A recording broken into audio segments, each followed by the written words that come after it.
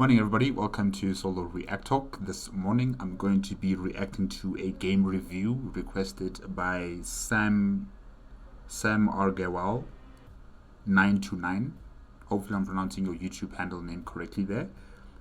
It's called Aesthetics of SWAT 4, made on the Faceful of Eyes YouTube channel. If you guys want to check out the original video as well as Faceful of Eyes YouTube channel, remember that the links are going to be in the description below. If you want to check out my previous reaction to other game reviews made by YouTubers, remember that the playlist card is going to be at the top right here. And yes, SWAT 4. I don't know anything about SWAT 4. I don't know anything about the SWAT games because this is the fourth installment now. And yeah, I think Faceful of Eyes YouTube channel is also the first time I'm going to be reacting to a video from this YouTube channel, so welcome. And let us start with Aesthetics of SWAT 4. 3, 2, 1, go. 11825, code 6, 105 North Avenue, 52. I like this. Face full of eyes. Nice.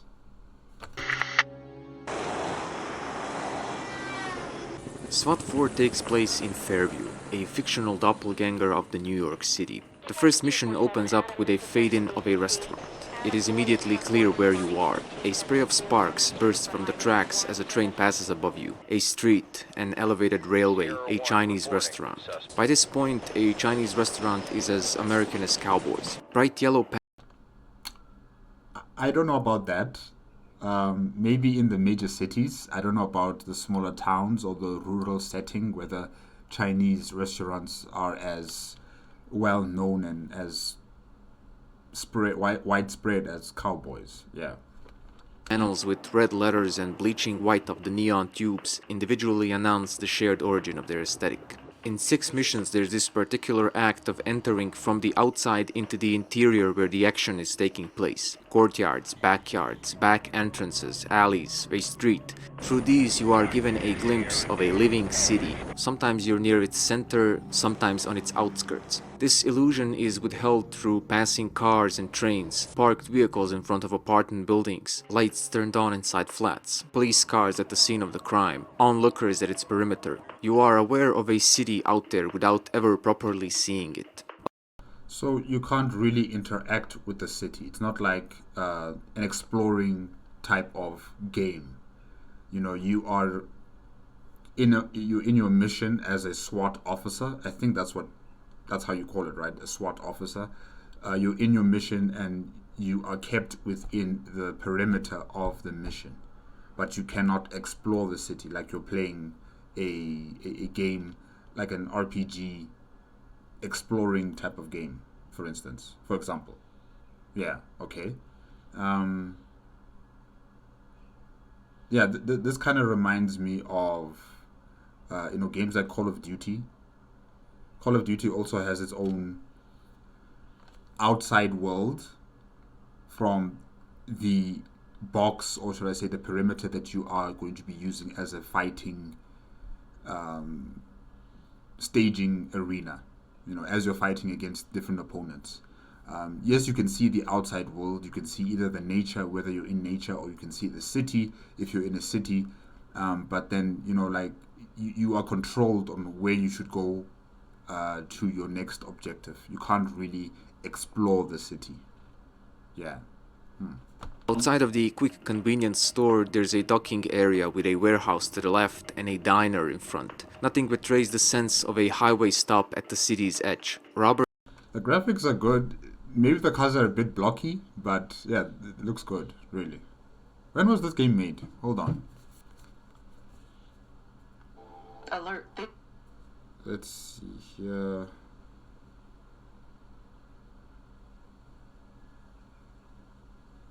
SWAT 4. SWAT 4 is a 2005 tactical first-person shooter game. Okay. 2005. Not bad. The graphics are not bad. His van is parked outside. Next to it is a patrol car that responded to the initial 911 call. Building in front of the Diamond Center looks different from the ones around the A-Bomb Club. These buildings look abandoned.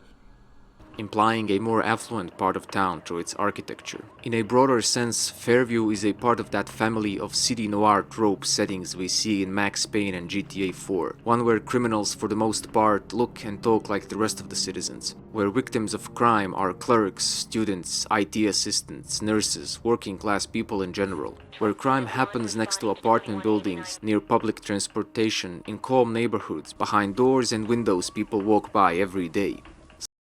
It seems like we're going to be having, different dimensions of crime in this game. It's not just going to be a hostage situation or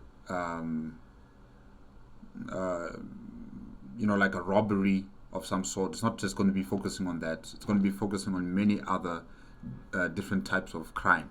I don't know about white collar crime in SWAT 4. I mean, what is a SWAT officer going to do against an accountant? Like, you don't need to have such excessive force. So I don't think white collar crime is going to be a focus in this game. Yeah, maybe there is a SWAT team that focuses on white collar crime. I don't know. Sounds of the city play an important role in maintaining the illusion of its existence out there beyond the fence. The sound of the car horn passing by at a high speed, trains rushing between buildings, distant sirens, dogs barking, birds and crickets chirping, wind howling. There's no reason for you not to believe that this is a real city with a real America out there.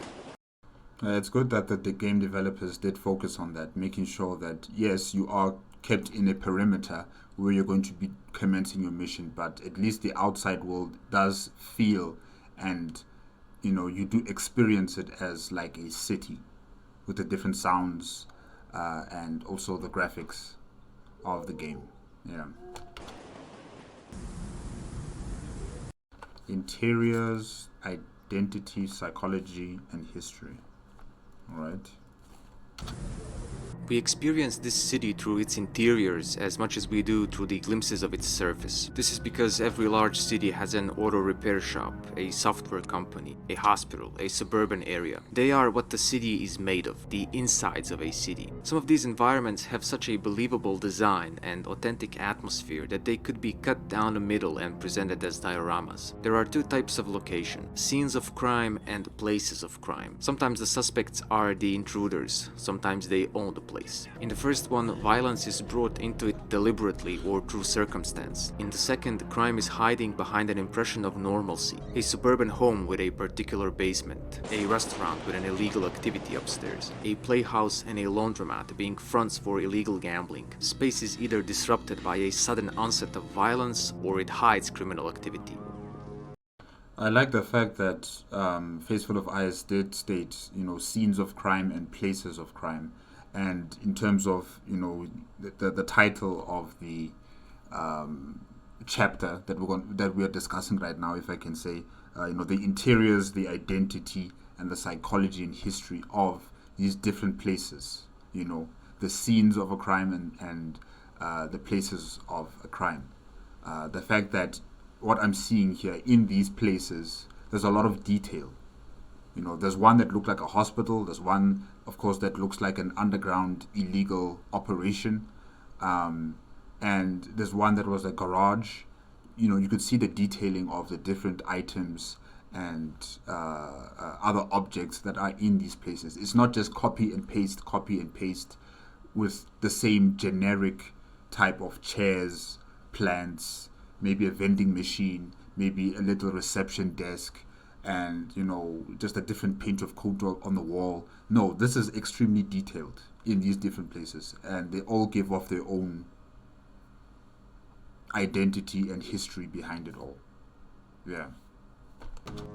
The football restaurant in particular has this sense that you're not even supposed to be there. It looks like a normal restaurant with patrons and employees until you climb the stairs. Depending on the type, the interior has to either encapsulate its own utility or reflect the personality of its owner. In the offices behind the stage in the A-Bomb Club, there's a day's turnover counted out on the desk. Behind the restaurant, there's a storage room where meat is packed in freezers. Auto Center has an arcade room for customers to pass time while waiting. Renovators at the old Granite hotel have taken a lunch break amidst the clutter. Below the ground level at the hospital, there's a morgue, all with a refrigerator unit, body trays, and the mortuary washing table, and a sly JFK assassination reference.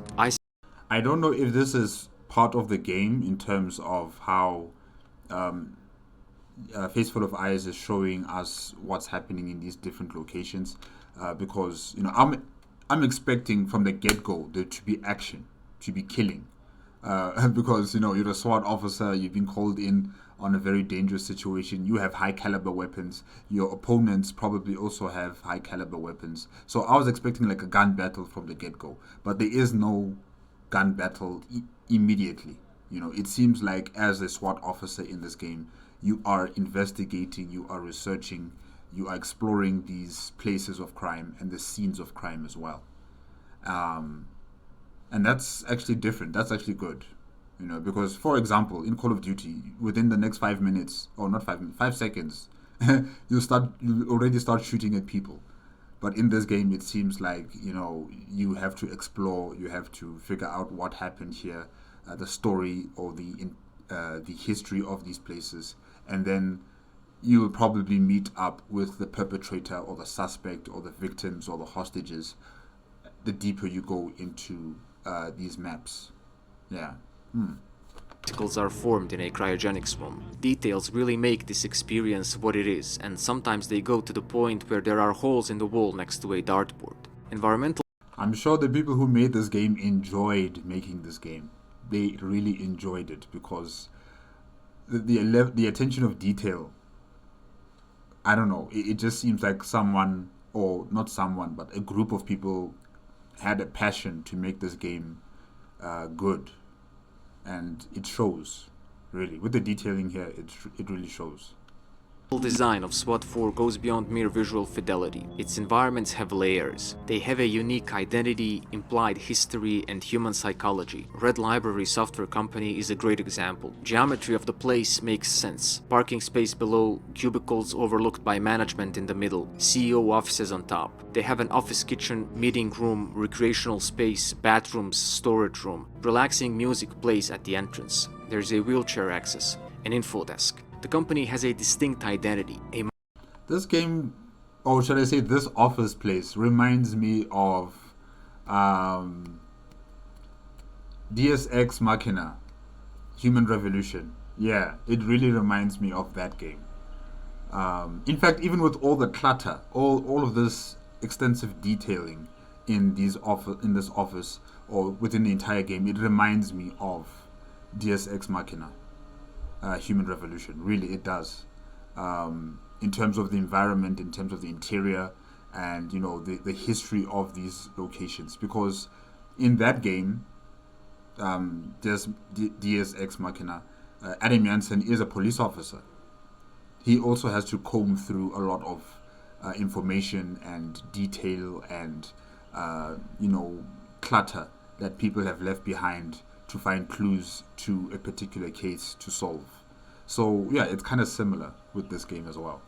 Modern logo that's present throughout the office. Posters have these original slogans that seem like a real marketing campaign. Some of them capture a layman's anxiety about IT stuff quite faithfully. Briefing mentions that they are specialized in data storage. Fittingly, you find a bunch of old cases having their hard disks ripped for data extraction. That's someone's family photos right there. They are in the process of changing the old CRT monitors with new LCD ones for the employees. Not all monitors are on since not every employee was working that Saturday. CEO appears to cycle to work. There you go, an environment with its own identity, its history prior to your entry, and human psychology. Psychology that forgets to close the scanner glass and scribbles down notes. All the levels share these design principles. More modern offices have more modern telephones. The same goes for types of TVs. Clubs, offices, homes, they all have bathrooms, and they all match the core aesthetic of the space. Just look at this contrast. As soon as you step in, there's already a history there. By creating individual histories for their levels, developers disarm any doubt and immerse the player into the world and by proxy into the action that it demands and stories that arise out of it. It makes it extremely believable. I like that. The A-Bomb Club is another interior that has an authentic identity. In accordance with its name, bomber motifs decorate its walls. Graffiti isn't vandalism here. Still, there's an obvious difference between professionally done stencils and bursts of inspiration from patrons. There's a lot of stickers and posters promoting bands and concerts, and they faithfully capture that alternative indie aesthetic. Naturally, a payphone has a bunch of ads on it. In the offices, they have a menu for ordering in and have ordered food from the food wall before. They have a bunch of CDs for making bootlegs of the performances. New bottles ready next to the water cooler. They were in the middle of unloading the equipment for the concert just before the shootout. St. Michael's Hospital Center has posters promoting health and showing human development. Photographs of esteemed doctors. A waiting room with magazines and tissues. Ventilator rhythmically imitates the lungs. There's a medical records room where individual files are kept. Urinary tract infections, colds, cuts, herniated discs, a whole medical history of the county. This blandness of a hospital is just realistic and there's no particular merit in its design. But nothing was left, to chance when they made these levels or these locations. Nothing. All detail that was required. I'm sure they even went to hospitals. They went to these different locations, They went to these different locations just to get as much information as possible so that they can apply it into the game. And it worked, really. Its visual identity is based in mundanity of protocol. You can't design a hospital the way you decorate a nightclub, but it all works brilliantly when contrasted against a children's ward. Walls are decorated with images of animals. Nurses working here wear a different scrub. Around the room there are colorful get well cards and balloons. A birthday celebration was interrupted. This creates rather disturbing implications, quite effectively. When Detective Walsh marveled at the size of the setup of the illegal gambling operation, he wasn't exaggerating. The whole place is under camera surveillance. There's a bar for customers to relax while waiting for the results, and there are VIP sections for additional privacy. Scores are being tracked on boards. There's a coal furnace as the main source of heating. I guess they don't want to receive the bill for an illegal operation and keep the heating system separate. I'm sure if they did something like that, there would be inspectors who would come to the building to make sure that the heating system is off standard and that the place doesn't become a fire hazard. Now, if you don't pay for the heating bill, maybe the inspectors don't come to the building. Yeah. The ceiling, it's just stacks of glass wool protruding between boards. Cashier and counting room are merged and locked behind a mesh fence. A large payout of Andrew Jackson's is counted out with electronic bill counters. Andrew Jackson? Must be a president on the American money notes. Okay.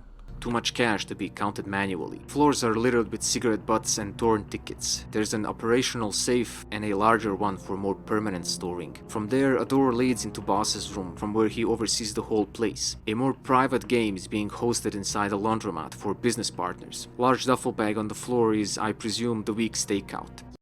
It's quite interesting that the laundry business on top is not operational. I would think that this is a business front, where you would have the laundry on top, acting as the front of the business, as the front of the illegal business, and then the illegal business is underground, the gambling business. But it seems like this place is abandoned. It looks abandoned. It looks like it's been shut down. So yeah, interesting. Laundromat appears to have been on sale sometimes in the past. Was probably bought by these guys who then set up the whole operation, keeping the amusements manager on the take instead of buying his place as well. Note that both fronts aren't really used as their entrances are cluttered with stuff. Yes. Laundromats' windows are covered with newspapers. But these environments don't just tell self-contained stories about Fairview's music scene or corporate culture. Walcott projects have broader implications. The whole place is dilapidated and in the process of being demolished. Scaffoldings and waste chutes are already set up. There's a giant hole in the wall. Basement is flooded and an entire corner of the building. Oh gosh. How is it still structurally sound when something like that has appeared? Wow. Has crumbled down. Naturally, the blueprint reflecting the original state of the building is inaccurate. Door frames are now cluttered with furniture and new openings are made inside of walls. Okay, maybe not structurally sound, but, still structurally standing. Yeah. On one of the unhinged doors, there's a graffiti saying Apocalypse 04. A large sign. Apocalypse 04? 2004?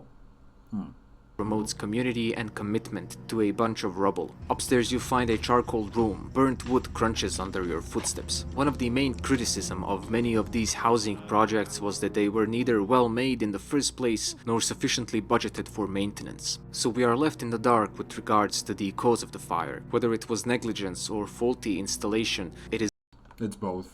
is one of the possible explanations for its abandonment. There was quite a number of such projects ultimately demolished by local authorities, most infamously the Pruitt-Igoe apartments. SWAT 4 doesn't capture just Walcott's failure, but its hopelessness. It seems like the city of Fairview is it's going through a very turbulent, crime-filled time, I think. I mean, who would be attacking hospitals? Who would be, committing crime in abandoned, destitute buildings or destroyed buildings like that? Yeah, I mean, and of course the illegal gambling syndicate under the laundry business. It just kind of asserts that Fairview is not as glitz and glamour and as an amazing economic hub as it might seem from a distance, because from a distance it looks like another mega metropolis with successful businesses and working people. But once you get down to the nitty-gritty of the city, it's very dark, it's very violent, and there are people who are suffering through many ways. Most shooters, including Hold on, environmental storytelling.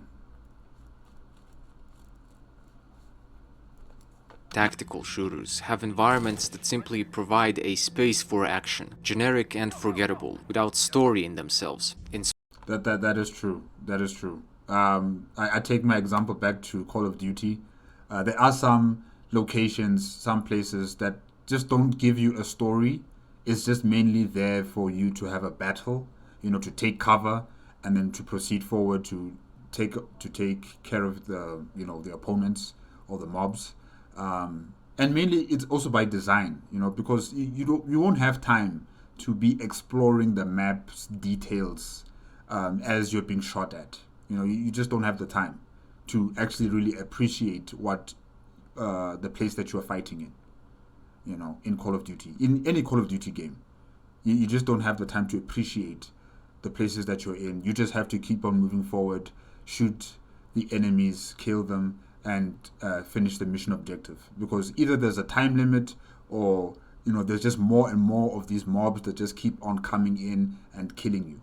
So you just don't have the time to be focusing on the detailing of these different locations. However, when I was playing Call of Duty, I think it was Modern Warfare 3, when we were in a Russian submarine, I really enjoyed just looking carefully at this place, the map, all the missile silos, the walkways, all the way up to the commanding,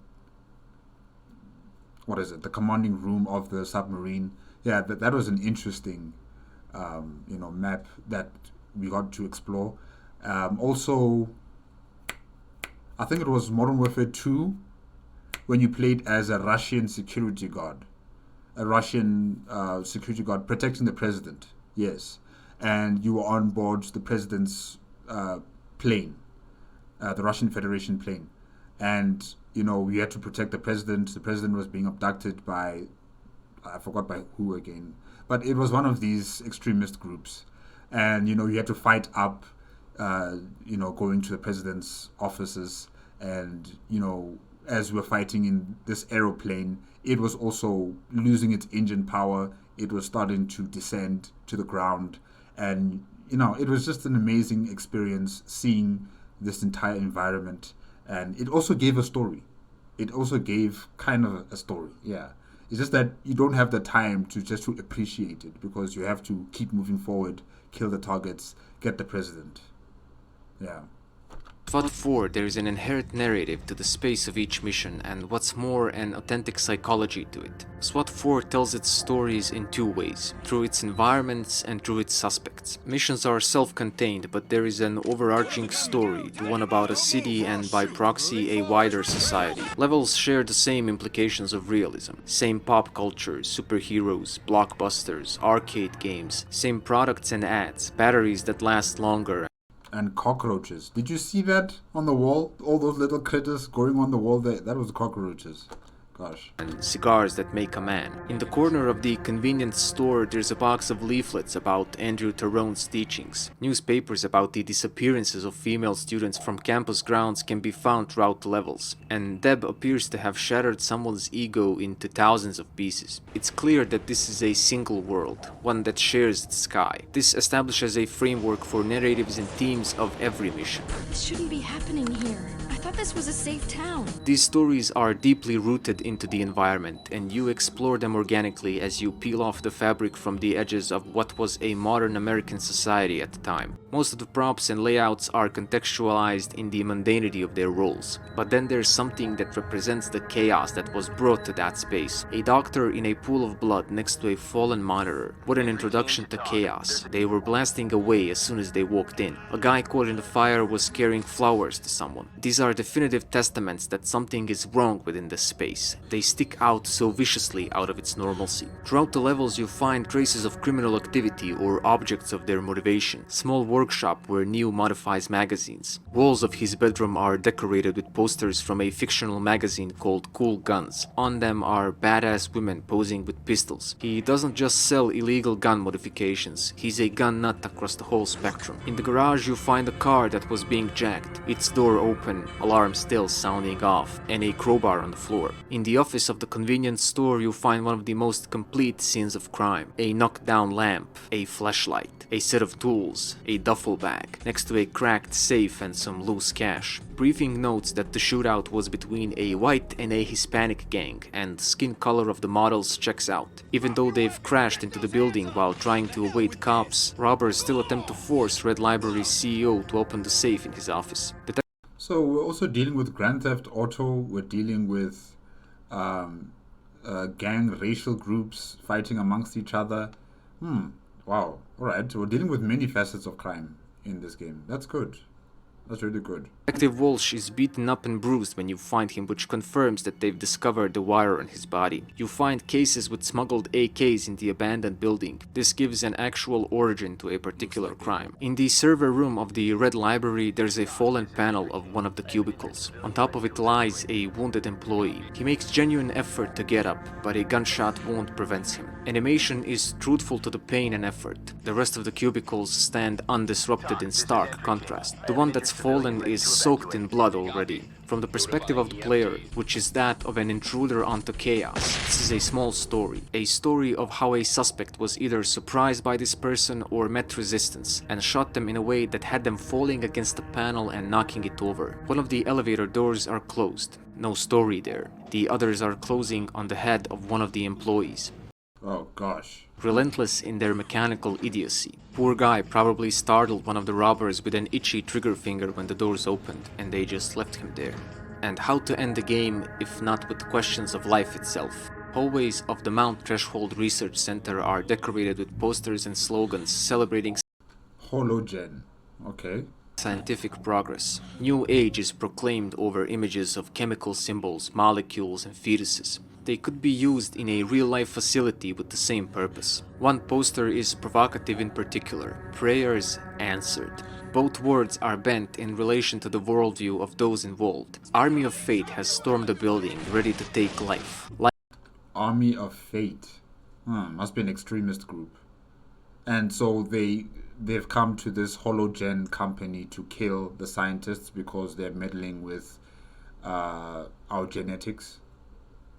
Life which the scientists are claiming to be improving while answering people's prayers to the god that the Army of Fate claims to be serving through the act of violence they're doing. This is why I have continuous appreciation for SWAT 4, because it always finds ways to insert motive and psychology in the most minuscule of its details. It connects its environment to violence and crime that take place within it, instead of leaving it a mere stage for them. In a broader sense, SWAT 4 helps complete the picture of how Irrational went from Med-Sci to Fairview and further to Rapture and Columbia, and how their environments always tell stories and reflect psychology.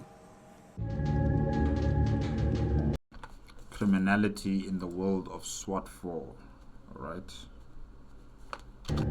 SWAT 4 creates a world with post-its on monitor edges, cut birthday cakes, and cockroaches, but its themes are ultimately explored through its depiction of criminality. Even though it doesn't have a traditional story, there is What the hell? thematic consistency within narrative bits offered through motivations for crime. The game explores the culmination of specific societal issues, unweaving individual threads from the tapestry of criminality of a metropolitan area. Doing that, it naturally explores parts of the fabric of the American I like how this guy, he made sure that the bullets from the gun were all on the floor before, letting go of the gun and just putting his hands up. Yeah.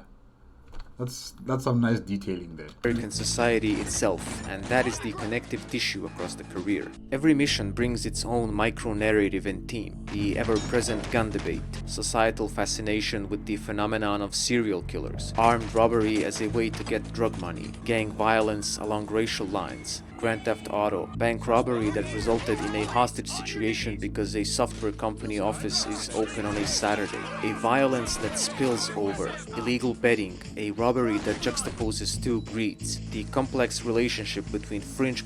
Hey, I saw the South African flag, not flag, but map. Hold on. A robbery that juxtaposes two. Yeah, it is South Africa. No, wait, this is the old map though.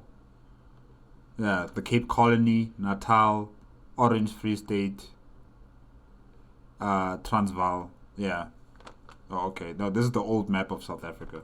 The complex relationship between fringe groups, freedom, and a messiah complex. An international incident hinting at the US involvement in managing conflicts overseas, the Korean War in particular, which was a result of the Cold War. But then when the Cold War enemy does fall apart, its guns come to the USA through international gun trade routes to kill its citizens and fire at its SWAT teams. Isolationism and anti-immigration militia groups, and an ideological clash between a specific branch of science and a particular understanding of religion. All of these momentary pinnacles of violence can be traced down to continuous debates within the American public about race, religion, scientific progress, firearms, freedom, life itself, and their roots run deep into the individual sense of self as well as collective identities. In order to create drama that warrants a violent response, SWAT 4 naturally pushes these issues to the extreme side of the spectrum. You don't just face people expressing their opinions but violently acting upon them. While Yeah, I mean, this, like I said, the city of Fairview seems to be a very violent place. It may look successful as a city, but once you get down to the gritty stuff here, it's very violent. most crimes are given a believable motive, the sociology and pathology of it are merely hinted at. Ideology or religious beliefs are enough to explain why somebody is standing there with a gun, but it hardly explains how they came to be a part of it in the first place. That would have been great, but a lot to ask for at the same time. During Clinton's administration, a law was passed in 1994 that, among other things, banned the use of high-capacity magazines. Neo is using his skill to fill out the vacuum on the market and capitalize on the opportunity to sell modifications at higher prices. Just because a government decides to ban something doesn't mean people will stop trying to get it. A practice true for many goods and services, including gambling. Ever since London Fog gave birth to Jack the Ripper, we had a societal fascination with the phenomenon of serial killers who develop personal mythologies through their MOs. According to the CDC, opioid epidemic in the US has been going on since late 90s. The fact that Alice Jenkins has put together a sloppy robbery in order to pay for her addiction implies one such crisis in the city. I find the briefing section about it rather humanizing. So far, we have one likely ID, Alice Jenkins. She's been in rehab for oxycodone addiction. Oxycodone is an opiate similar to heroin, equally addictive. Surprisingly, she did not decide that she might want to just, go directly to the pharmacy that sells the drug instead of stealing to pay for the drug. You know, just cut out that middleman and just go directly to the source where you can, you know, steal the drug. It's prescribed legally as a Schedule II drug, making it possible for any idiot with a falsely obtained prescription to turn dealer. It sells for up to $80 a pop on the street. She might have had it prescribed to ease the pain of a herniated disc. That her victims are store clerks is an inevitable tragedy of an urban setting, but this just goes to show how its depiction of crime cuts close to the bone. Look, I don't care about the money. Just quit your whining. SWAT 4 Just quit your whining. creates a spectrum of criminality, from suspects in jeans and sneakers to armored militia. Guys in Those are definitely those army of fate, right? Yeah. charge of the bookmaking operation wear suits, which goes to show that even crime has a dress code. Social strata is also represented, as crime affects clerks, homeless people, executive alike. That moment you realize that an employee is part of a criminal activity is so subversive. It exploits the concept of appearance the same way hitman games do. A gardener must be a gardener, otherwise nothing is for sure. If you start questioning the attire of each person you come across, the world will become hell. You encounter this in the first mission. One of the cooks is in on it. But in the diamond store robbery, this is part of the whole scheme. It's mentioned during the briefing as a possibility, and one of the employees voices his suspicion. Oh, so like an inside job? They really knew what they were doing. Came in here like a ton of bricks. I've never been so scared in my life. They needed an insider to pull it off, and indeed you find two suspects in suits. Just as you got used to suspects not looking like civilians, there's those two guys. During the auto repair robbery, a guy from sanitation pulls a gun on you, with no explanation. In most of the missions you have what for the purpose of this analysis has to be called ordinary criminals. People who wear the same faces as civilians. They rob, kill, make and sell illegal stuff. Their motivation is clear, understandable even. These are ordinary people. They wake up in the morning and put a wristwatch on, wear prescription glasses, have tattoos. Progressively you face better organized and more determined suspects that increasingly resemble the element. Then there's a group with questionable mental health and radical states of psyche. This is where the game is disturbingly implicative. It suggests a lot with strange symbols and creepy masks, but refuses any objective explanation. The last category are groups with ideological platforms. America Now is an isolationist and anti-immigration group, and they bring that old dogma of land and blood that has shed so much of it across many lands. The original hotel ownership had financial trouble and it was bought out of bankruptcy by a French company. America Now Frenchy. stresses the importance of the domestic ownership of the land and property, and they have calculated a debt to the American people somewhere in that transaction. Being against foreigners, free trade and foreign capital, they demand the debt settled at the threat of life of the company's heir.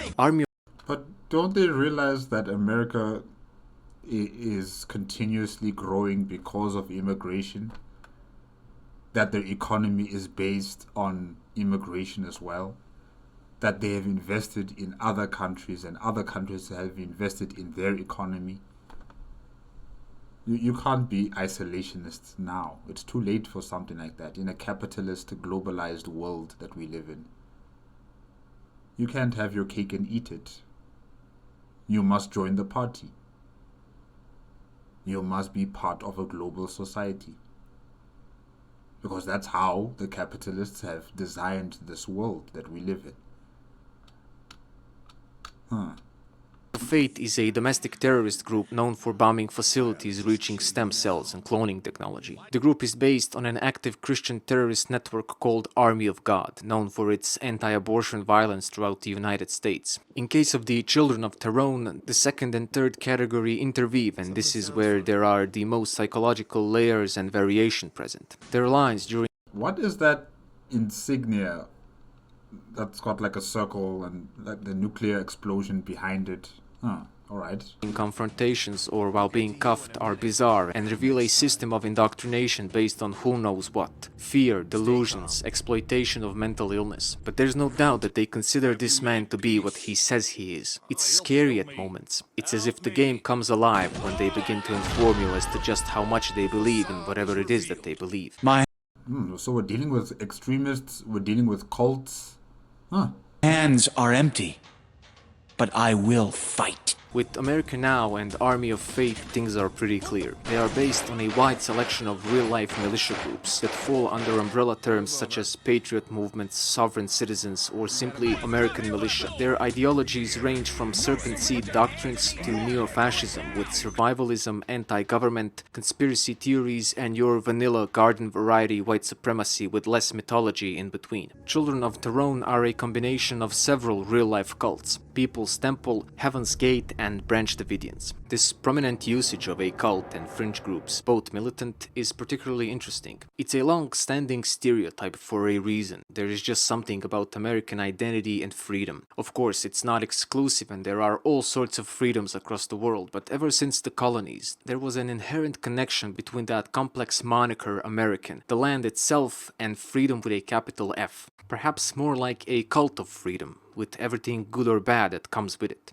I think that a direct line of reasoning can be traced from pilgrims escaping persecution for religious beliefs in Europe to militias and cults. It is only a radical implementation of that identity, one that places its rights over others. It's freedom that interprets itself as worthy of encroaching upon other freedoms. Freedom degenerated into isolationism and militantism. A lot of such phenomena simply aren't possible outside of the US. Militant groups are a result of various freedoms, most prominently the freedom to possess firearms. That's why you have to go in there and meet their violence with your own. People all over the world have a messiah complex, but Taronne has guns to put behind his. People have a whole spectrum of thought about cloning and stem cell research, at least in simplistic terms, but they just don't have the means to oppose them outside of voting or holding a protest sign. Army of Fate does. SWAT 4 squeezes a lot of social commentary in its missions, about freedom and governance and motivations for crime, but it doesn't offer any conclusions except that it's all often paid for in lives.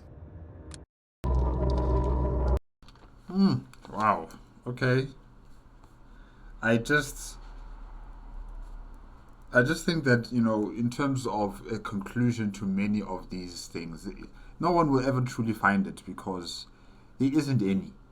Especially when you go down the barrel of a gun. When you force your perception on the world through violence, or when you force your reality through violence, you will never have a conclusion that would be satisfactory to you. There will always be another reason for you to take up your guns and start killing people again and again and again.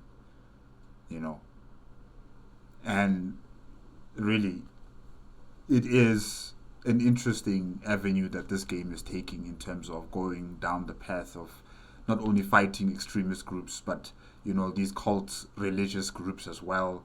And of course you have your petty crime, and then you have your medium type of crime, people taking hostages or people robbing businesses. It's really taking different places, which I would expect maybe the police, first responders to deal with, not the SWAT team. I think some of the missions here, they might be taking the SWAT team to places or to crimes or to situations that maybe they don't need to be there, like that lady who was taking drugs, or not taking drugs, but taking the stuff from the store. I don't know if it was a pharmacy store. I think it was a pharmacy store.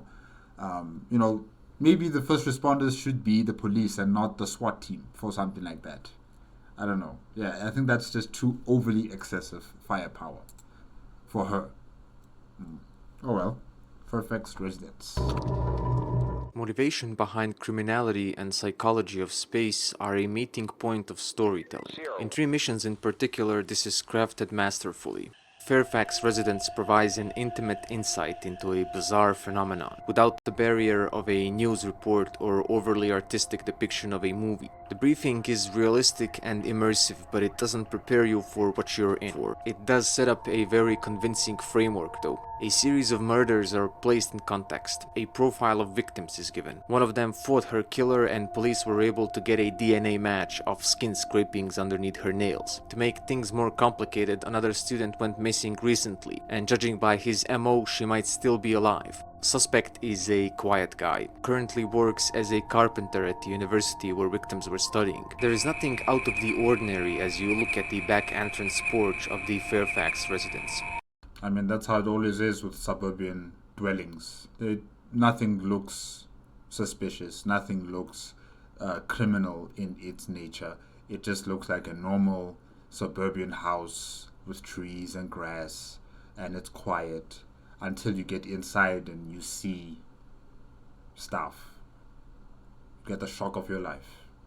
You hear birds and crickets instead of incoming traffic or rushing trains. Traveling from a city to a suburban area was always an aesthetic experience for me. All the peculiarities of suburbia begin to emerge. Things get quieter, space becomes more intimate. There's not a tall building in sight. You can almost imagine families in their mundanity around the neighborhood. Seems like a good morning, can I borrow this tool kind of place, where everyone knows each other and everyone takes care of everyone's kids. Truth is that out there in the nature we are exposed to many dangers. My gosh, what's happening in this game? But inside a city we are trapped with each other. It is a cage for all of human phenomena. It's early morning and the dawn is yet to pale into whiteness. As soon as you step in, layers of stories merge and dissolve into each other. A place with an utter disregard for hygiene, with elements of hoarding. Trash is ready to be taken out, but nobody has done it in a long time. Cockroaches have claimed the place as their own. Dishes are piled up in the sink. One of the officers comments on the smell. Main source of calories are ready meals. Gladys has health issues and has to use a walker and a toilet chair occasionally. There's also an old wheelchair in the corner. There's a bunch of her pills in the bathroom. She's a compulsive smoker. She still has a friend who wishes her well. Her unique posture confirms both her age and her health problems. How is she standing? I thought maybe she would need something to assist her to walk. But okay.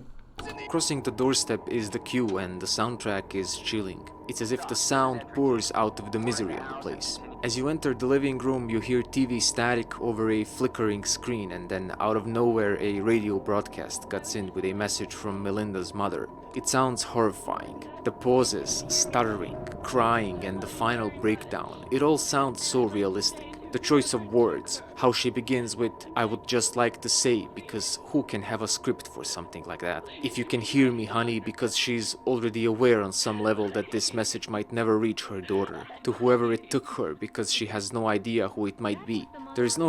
I mean, that is really emotive right there. That would make anyone feel a bit disturbed. You know, hearing on a radio station, the cries of the mother of the child who's been abducted. Really, it's just, it would shake anyone to their core.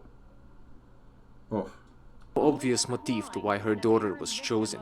This is not something a family can rationalize, process. She says, "I beg you," then stops, wishing to amplify it, and then whimpers out, "Please." The house is rustic. There are cracks in the walls, furniture, half curtains, wooden shutters, floorboards. Everything seems so old. There's a distinct... And this old lady is none the wiser of her son's, activities in murdering people. She's none the wiser of it. Interesting. Line of mold on the wallpaper. In a few spots it had peeled off to reveal old boards underneath. Bathroom faucet is dripping. Something's wrong with the heating system. There's a knocking sound coming from the radiator. It is a home that implies all kinds of misery. But under this decay, there's a memory of happier times. A growth chart recorded Lawrence's height as a child. He appears to have lagged behind the average but had caught up by the age of 19. At a point in time in the past, this is where this old lady was drawing these lines at the top of her son's head. She sleeps in a large double bed, but... Did someone tell her to get down and hands in the air? She can't do that. She can't do that. No mention of a father figure is ever made. Lawrence's room remains as it was when he was a kid, with race car motifs and something of a den-like fortress, with disturbed drawings inside. A childhood is trapped within those walls. The room is now used as a storage for old newspapers. Two motifs are present throughout the first floor. The place appears to be near an ocean. As soon as you open the door, a painting of a wooded coastal region welcomes you in. There's one imitating a porthole window looking out on a lighthouse. A real helm hangs on a wall. Above a dead fireplace, there's a painting of a gloomy old sailor with a shipwreck against the rocks behind him. Maybe the family is a sailor family, you know?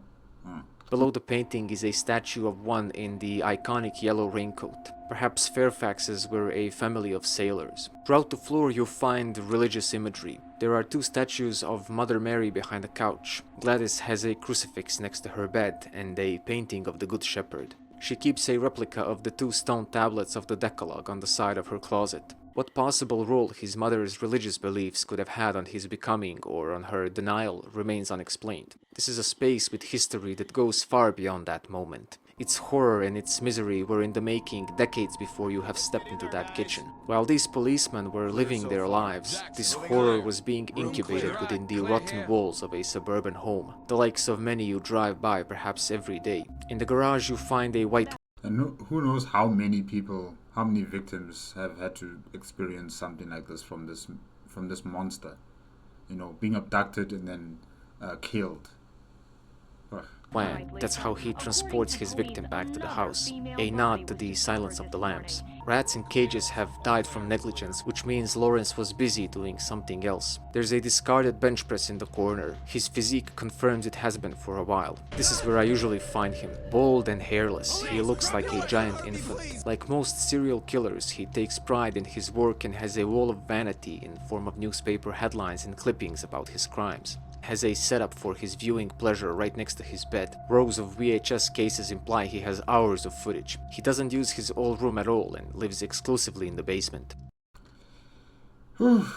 His wanted sketch is reimagined as a Unabomber reference. There's always a problem of how to end something, how to untangle the suspense and mystery. From this room you enter into another one with a fabric cover in the middle. It is precisely designed so that coming behind the edge of that curtain you are incrementally revealed the scene behind it, as visuals slide up the scale of disturbing. Reflector She's still alive. lights spill over and are channeled through the eye hollows in the masks until your eyes are on the victim writing on a soiled mattress. Here we discover the reason for hoarding all those newspapers. He's making papier-mâché casts of his victims with newspaper pulp. He even has a bucket full of it prepared for his current two victims. If judged So once he's done making these papier-mâchés of these victims, he kills them. by the number of old newspapers he's stockpiled, he isn't about to stop anytime soon. I guess when he completes his mold, he has no further use of his victims. Glue is spilled on the floor. The unidentified victim has a partial mold on her face. Oh gosh. He already began the process with her. The mask with the makeup could be a previous victim or perhaps a rendition of Gladys from a decade ago. Definitely a previous victim. But that's a false scent. You still haven't found Melinda Klein nor her body. From that room, a Wait, wasn't that Melinda Klein? Oh. large rusty door leads into a dirt tunnel. It's primitive and covered by sheets of tin and plywood. When did he get the time to dig out an entire tunnel under the house like this? At the end of it is a chamber made out of rusty sheet metal. That's where you find Melinda next to a finished mold. Around the chamber there are scraps of food. He was keeping them alive until the end of the process. The fact that many players were disturbed to the point of going back and shooting handcuffed Lawrence out of sheer intensity of whatever emotion they felt is a testament to how subtly and masterfully this mission manipulates your emotions. I understand those who'd want to do that, but we need to keep him alive so that we can extract information about other victims that we don't know of, or if there's any bodies that have been buried that have not been found, we will know where to find them. We need this monster alive for that questioning. And then he can go through the justice procedure and hopefully he will rot in jail for all his life. But killing him now will not help the victims and the victims' families. We need to know what he has done with everybody else, because I'm sure there's many other people who have been abducted and subjected to this. Yeah. SWAT 4 creates an implication of a terrified community. A home that implies a disturbed psyche and a killer with an enigmatic personal mythology. You can interpret further, of course, but there's no shallow psychology or sensationalist manifestos in form of notes or one-liners. You just find implications and consequences. Every attempt to piece back together Lawrence's mind into the framework of logic is ultimately futile. try and do that, you'll go mad. He is deliberately left as an enigma. In my mind, Fairfax Residence stands out amongst a plethora of serial killer depictions. He doesn't get to give any speeches. He isn't portrayed as a genius. Watching both seasons of The Mindhunter and just reading about some of the killers, I got a completely different understanding of the phenomenon compared to the most of fictional depictions. More often than not, their origin story is a case of personal tragedy, nothing sensational about it. The mission is designed as a descent into the twisted reality of a mental illness and its fantasy. The house itself is designed as layers of Lawrence's personal mythology, from the first floor that housed the larva of his childhood, to the basement of his hatched impulse, to the deepest chamber of his mind that is the cave under his house.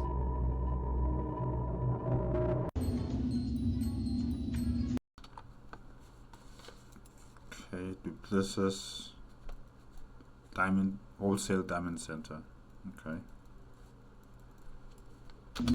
As you enter the Duplessis Wholesale Diamond Center, the metal detector inexorably goes off 5 times as each of the officers walks through, bringing their own metallic violence inside. These were the types of robbers you've faced so far. They looked so civilian. Their connection to the place of the crime wasn't particularly strong. They've attempted to boost a car and rob a store safe. Any space that has those would have been okay, but why did these well-armed, well-equipped guys drove into the front door of this place? The look of it is an immediate giveaway. They are not here for some loose cash. Inside there are ads where in the center of the loves me not game, an affirmative stands out in bold. Instead of Daisy's last petal, a diamond ring is the judge of the truth here. The value parts of society ascribe to this gemstone as a form of Are those emeralds? expressing emotion or a personal ornament is why these guys are here. But other than the space giving a more obvious motivation for a higher profile robbery and explaining a better organization behind it, there's something else here. Throughout the executive offices you find a bunch of memorabilia from hunting trips in Africa, long antique muskets, antelope horns, elephant foot umbrella stands, maps of South Africa showing British claim in 1885. There's one standing safe visible and one hidden behind a painting, because there's always more to hide. The whole space is brimming with signs of violence. Walls ridden with bullets, blood pools, overturned furniture, opened safes, papers and bonds scattered all over the place. They were searching for that last shipment of finished jewels and using violence to get the information. On 2 desks there's an ashtray in the form of a human hand. It's quite appropriate for these. It looks like a gorilla's paw or hand. Yeah, looks like a gorilla's hand instead of a human hand. Big shots to bestow the ash of their cigars into an opened human bowl. One of the managers is in the vault. As I come close, I hear him say to the suspects, "There must be a better way. They found where those cut gems were kept." Once we cuff him, he says, "You gotta stop them. Nobody will trust our vaults after this." I guess that's the guy who had all those hunting trips with business partners. Perhaps he was in the middle of giving out that confidential presentation to his team about how they can't send kids into mines because local authorities started enforcing an international law. Well, a criminal who's being, attacked by criminals. That presentation slide is deliberately juxtaposed against the more immediate traces of violence. But it doesn't just take a jab at corporate exploitation. It faces off the same human greed in 2 aesthetic variants. One in suits, the other in Kevlar. Children of Taronne Tenement. Okay.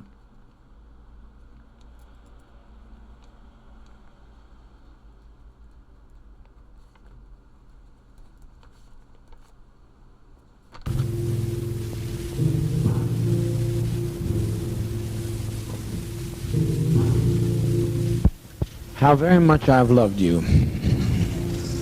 How very much I've tried my best to give you the good life.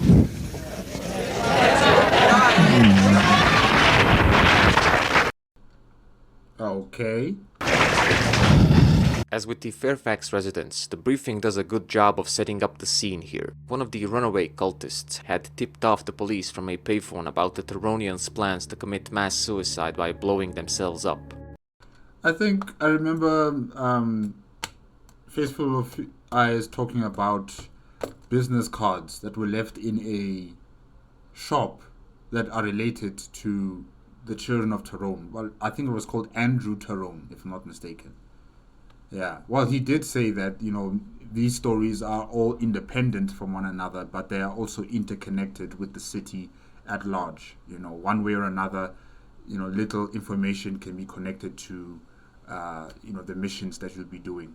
Like the newspapers that were stating the missing persons, those who were abducted by that monster. So yeah, this is just another piece of information that you could have read earlier in the game if you were, looking attentively at the different details that might be on the floor or on the walls, or listen to the radio. And now it's connecting with the missions that you're playing later on in the game. Yeah. The info checks out and you are going in. They only leave the building in groups of 3 or more. The leader himself never goes out. And you're told to pay attention to their children within the premises. By the time you knock on that door, there's already a whole history of paranoia behind it. As is the case with the Fairfax family home, the space is completely claimed by its inhabitants. You find traces of who these people are at every corner. In Fairfax house there was at least a trace of normalcy. Here even everyday objects either manifest or are a Are those explosives? Wow. Okay, this cultist group is extremely dangerous. Really dangerous. consequence of their belief. One thing that has always bothered me about this level is that your starting point is so exposed. Those 2 glass panels give direct view to that gloomy hallway. All this expectation is built up through the briefing, and then you're not given a proper border to cross between yours and their world. I mean, if these cultists were clever, they would have shot at you guys through those windows. I guess that's the point. A few meters from that door there's a sidewalk with cars parked on the side of the road. Most of the lights around the block are on as people rest after work. Indeed, sometimes as I'm taking out the multi-tool, guys behind me start to shout for a cultist to drop their gun. To the right you find a dining room. It's a communal space that highlights the nature of their connection. You find food. Man, even in the dining room where they're eating, there are explosives. There's a box of explosives right next door. Right here on the same table. Food rations, cutlery, a lot of plates. In such an intimate environment, these objects are more than mere props. So the entire cult lives in one building. Reveal their psychology. Like people in barracks and schools, they perform the daily ritual of consuming sustenance together as one big family. Naturally, they stockpile food in order to go out as less as possible. In the same vein, they share their sleeping space. They have extra mattresses as some of them have to sleep on the floor. All personal possessions fit into a few closets and chests. You can almost imagine a typical day of such a lifestyle. But where is everybody?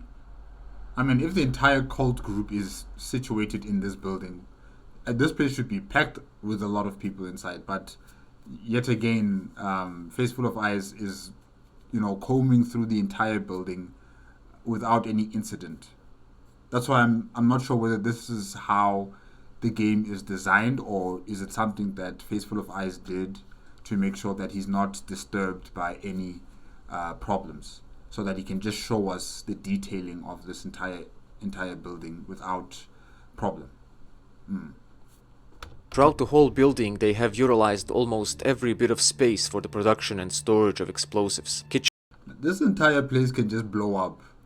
One mistake, all that dynamite, all of these gas cylinders would just make one huge explosion. And this is also a failure of the city. One would expect that the city would be sending inspectors to these buildings to make sure that they are compliant with municipal bylaws, to make sure that the buildings are structurally secured and safe for people to inhabit, or businesses to operate in. I would expect that from the government. But we are lucky that it took a whistleblower or someone who is no longer in line with the cult who alerted the authorities that this is happening at this building belonging to the children of Taronne. If we didn't get that information, that tip-off, who knows what might have happened. kitchen sinks, communal spaces, hallways. Behind the building you find a truck they used to bring in all that fertilizer. They did it from the back alley, not through the front doors. Most of the windows are covered. It's a good thing that person decided to report their plan, as they have dedicated a whole room to the production of explosives and are obviously in a rush to get it done. Upstairs in one of the rooms, officer comments, This is a map of the city. What the hell? perhaps they had other ambitions as well. Just to marvel once again at the attention to detail. They are using a spent product bucket for scooping up matter out of a larger one. Everyone does this if they don't have a real scoop. But in some buckets you also find jugs cut in half for the same purpose. Another common solution in the absence of the real thing. Bear in mind that this is a tenement building. That's why there's so many bathrooms and kitchens around, as those are different apartments. And they have different wallpaper because past hosts chose different designs for themselves. They don't need this many bathrooms and have repurposed them. One of the bathrooms is in the process of being torn down in order to get more space. That's how various living rooms and bedrooms became a dining area, armory, lab, storage, and sleeping quarters. Also, flashbangs and stingers can activate explosives. Cuffing some of them, you get a feel that they see you as a Roman legionary persecuting their prophet. The cult split off from a core separatist group in Idaho. Imagine how out there these guys are if the original group was too vanilla for them. I mean, judging from the explosives they have in this place, they are just crazy, insane. Splintering within fringe groups isn't uncommon. For example, Branch Davidians were a splinter group of the Shepherd's Rod, which in turn was an offshoot of the Seventh-day Adventist Church. Andrew Taronne is the leader of this branch, but that book, whose many copies you find around, was authored by another person, certain Dr. Theodore Drozdowski, perhaps the leader of the Idaho Corps. Taronne is probably an interpreter, not the originator of their beliefs. And here we are left with an even greater enigma than at the bottom of the Fairfax house. What's the point of all of this? Why can't they watch sports or go to a concert? However cryptic and suggestive their beliefs are deliberately portrayed as, you can extract several conclusions from them. They are not exactly a doomsday cult, but there are elements of apocalypticism. That they are expecting a day of reckoning is revealed through this writing. They are no longer expecting it. They are drawing it right now. They want it right now. They're not going to wait for it. They're going to bring that apocalyptic end right now. They're forcing it. Wait as his children in the darkness, choking soil and filth until he raises us the breed. They are suffering the existence, awaiting the coming of the Messiah who promised to take them to heaven. Suffering existence. And they think going into the afterlife is going to give them peace. Why not just go throw yourself off a cliff? Go to Mount Everest. Climb Mount Everest. I'm sure you'll find your God there as you die from lack of oxygen, or you die from extreme cold. You know, why must you make bombs that not only take your lives but take the lives of other people? Why do you have to involve other people? Sometimes when they surrender, they proclaim, This is the darkness Taronne spoke of. This shows that they were expecting something, and perhaps that's why they are in a hurry to die. Words farewell written all over the place complete the picture. Perhaps they want to get ahead of the apocalypse. They are saying goodbye to this plane of existence. It's not that they want to get ahead. They're just impatient. They're impatient. They've been waiting for so long for this end to come, and it hasn't come yet. So now they just want to just do it themselves and make sure they take as many people with them as possible. Weird.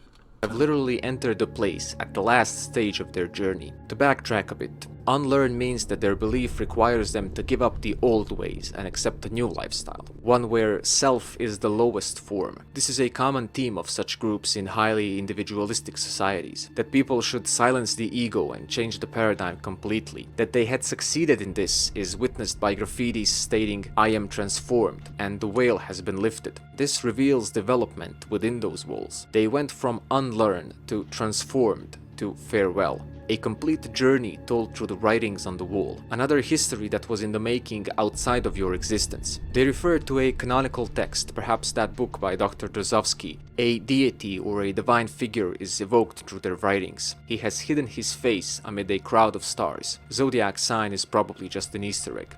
Originally, I wasn't able to track the origin of their symbol until I realized that it actually represents the anatomy of a mushroom cloud. The smallest circle is the point of the explosion, the line leads through the stem into the cloud, and then there's an exit sign to the right, symbolizing their wish to leave. Pretty Exit to the right? Alright. much all elements of their belief are manifested through their environment and their comments, except one, which I'll leave for the end of the chapter. The most interesting section of the building for me is the improvised church. It's made out of a nave and a pulpit, with a projector screen behind. Rather minimalist. It reveals the nature of the cult better than any other part of the level. Even within the mainstream Christianity, there's this particular variation of simple, crudely built churches without decoration or images. And house churches existed since early Christianity, while Romans were yet pagan and because of their persecution. But this has to be properly contextualized, because however radical the cult is, the history of churches in the US is a history of division. They first came with the European pilgrims, but African Americans had to build their own, and later Irish and Italian immigrants as well. For humans, it seems that division is a paradigm, even under the same God. The reason they have their church in what perhaps used to be a bedroom isn't that there aren't any churches around, it's that they don't want to go there because they believe that that's where falsehoods are preached. They've nailed the atmosphere of an isolated community, gathered around an unconventional belief. They'll gladly suffer isolation from the society as long as they get to practice their specific interpretation of a belief, and it's both sad and admirable. The ceiling in the children's room is decorated with glow-in-the-dark stickers shaped as stars. There are toys in the cribs, but there's no children. So far there hasn't been a child model in any of the missions. I don't think they're going to be showing us dead children in SWAT 4. I don't think so. Hey, but hey, let's see. Oh gosh. How are they going to include them when accidentally shooting a civilian is a possibility? A trail Oh, it is? In this game? Oh, alright. of stars leads into the basement where a loud furnace burns bright and dripping water echoes throughout. In a corner there's a small graveyard with child-sized graves. They had to break the concrete to get to the earth. I guess now we know what happened to the children. There's a pew in front for the parents. Instead of headstones, there are small signs with personal messages from parents or scripture quotes. That their beliefs include an afterlife and a reward for earthly suffering is seen here. And there shall be hands to greet you and chariots to bear you away. It Right. includes reuniting with friends. One of the suspects proclaims, "My last breath shall be my first." This sounds as if they believe that they'll be instantly resurrected into the afterlife in the moment of their death. This completes the picture, fits the last puzzle piece in. In case they failed, they wanted to make sure their children are with the one who has hidden his face amid the crowd of stars. It's one of the most chilling moments in video game history. Like, it's just something I cannot understand. Those who would kill their children in the name of their religion or whatever they believe in. Like, shouldn't there be some sort of response within you as a parent to say, no, I'm not going to hurt my child. I'm not going to kill my child this way. That my child will have their own future. They will decide for themselves what do they want to do with their lives.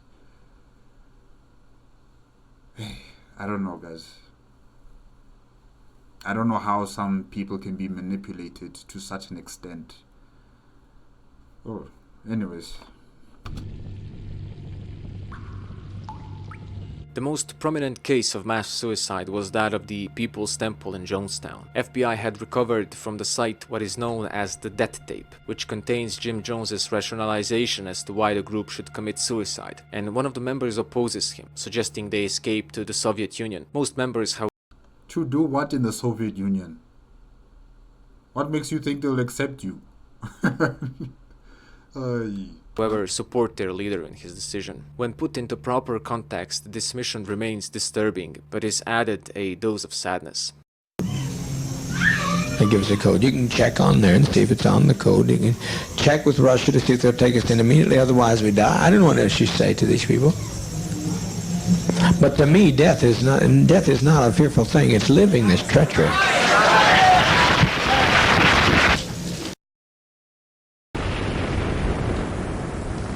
Besides environmental storytelling, each level has a distinct and fitting atmosphere. In front of the Fairfax home, you'll find a carved pumpkin on the porch, and leaves are already brown and crunching underfoot. I guess it's autumn. It's a couple of days before Halloween. Behind the A-Bomb Club, snowflakes are falling and there are patches of packed snow in corners. By Winter?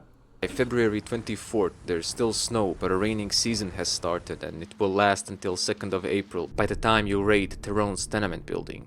Weather, although useless mechanically, is a factor of the game's atmosphere and it follows you in accordance with the seasons. In most instances, weather is irrelevant once you enter the premises due to the nature of the space, such as Yeah, you know, it can be seemed irrelevant once you enter into the buildings because you don't see the weather anymore. But I think it's still a very good thing that they added that in, you know, just to give a bit more of a believability of the entire experience of playing this game in the city of Fairview. You know, they already have the sights and sounds of the city, you know, around you. So why not also add in the weather? Just to put the cherry on top. Yeah. That's good. The A-Bomb Club, which has barely any windows looking outside. But during the raid on the Children of Taronne, rain is an important and ever-present factor, and you hear it almost constantly throughout the mission, threatening to drench the city into a flood, entirely true to the prophetic motifs of the mission. It even drips from the ceiling into a bucket inside a crib. That's how heavy it pours, and that's how rotten the flooring in the building is. If you shatter the window glass, the rain starts to pour inside. Red Library offices are well lit with a sun that's still hours ahead of nightfall. Slanted roof with window panes lets in radiating sun rays that imply a day you'd rather spend outside. Quite appropriately, it's Saturday and the sunlight itself is enough of a commentary on the corporate culture. I find weather to be as important in linear games as much as in open world ones. It replicates an aspect of reality that further immerses you into the game and its world while exploiting a human connection to weather that's very old and tightly bound to certain emotions for so many of us. I have been on this earth for a while now and have never had no emotional reaction to weather, and I mean just those that I'm conscious of. Rumbling thunderstorm is heard on the inside during the raid on the bookkeeping front, and I just think to myself, good thing I don't have to be outside. Another important factor is the time of day. Most of the missions take place at night, in the early morning or late afternoon. This, apart from establishing the connection between lack of light and violent crimes, also creates an atmosphere of its own. Problem is, SWAT 4 has especially bad sky textures. I don't know. I think the sky is okay. I think it's okay. I think the textures are nice, you know. The clouds are not too... They don't look too expressive or excessive. You know, they look fine. They look fine. You know, you can see the darkness, the shades of dark, and the lighter colors as the sun is also, you know, reflecting on the clouds. So it's not that bad. It's not that bad, I think so. Even in comparison to some of the games released the same year. Its night skies are somewhat betrayed by this, but the dawning burgundy sky that finds you in the courtyard of Fairfax Residence is believable enough. Otherwise, you're mostly looking at smudges of black and dark gray. Here we get a dirty yellow sunset, but this is nice. This is nice. And we do get dirty yellow sunsets. You know, times when the clouds interfere with the light coming from the sun. Sometimes those clouds might seem as if it's going to rain, or maybe not. And yeah, this is just fine. It's okay. It's actually quite nice. Patches of dark clouds carrying a lot of rain. You begin the entry in the old granite at 1812 and the rooms are well lit, but by the time you emerge on one of the open spaces, it's nighttime. It's just a nice illusion that implies a ticking internal clock. An urban setting offers a variety of lighting choices. Naked light bulbs, desk lamps, Chinese lanterns. In addition to these, there are other light sources such as freezers and signs. machines with a light of their own. The game has a spectrum of visibility. There's complete darkness in which you need a flashlight, there's pure sunlight when visibility is at the highest, and then there are shadows in between. This is another example of how they've managed to create atmosphere out of mundane realism. I'm going to be keeping the flashlight on the gun on the whole time.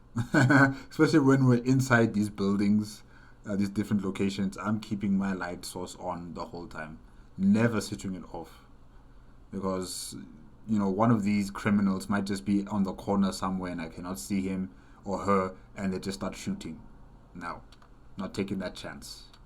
The software company, the working space is under a well-lit panel. It's still not bright enough. You see, look, there's a dark spot right there. Someone could be hiding in that dark spot between this wall divider and the desks on the other side. Someone could be hiding in there and I would not be able to see them.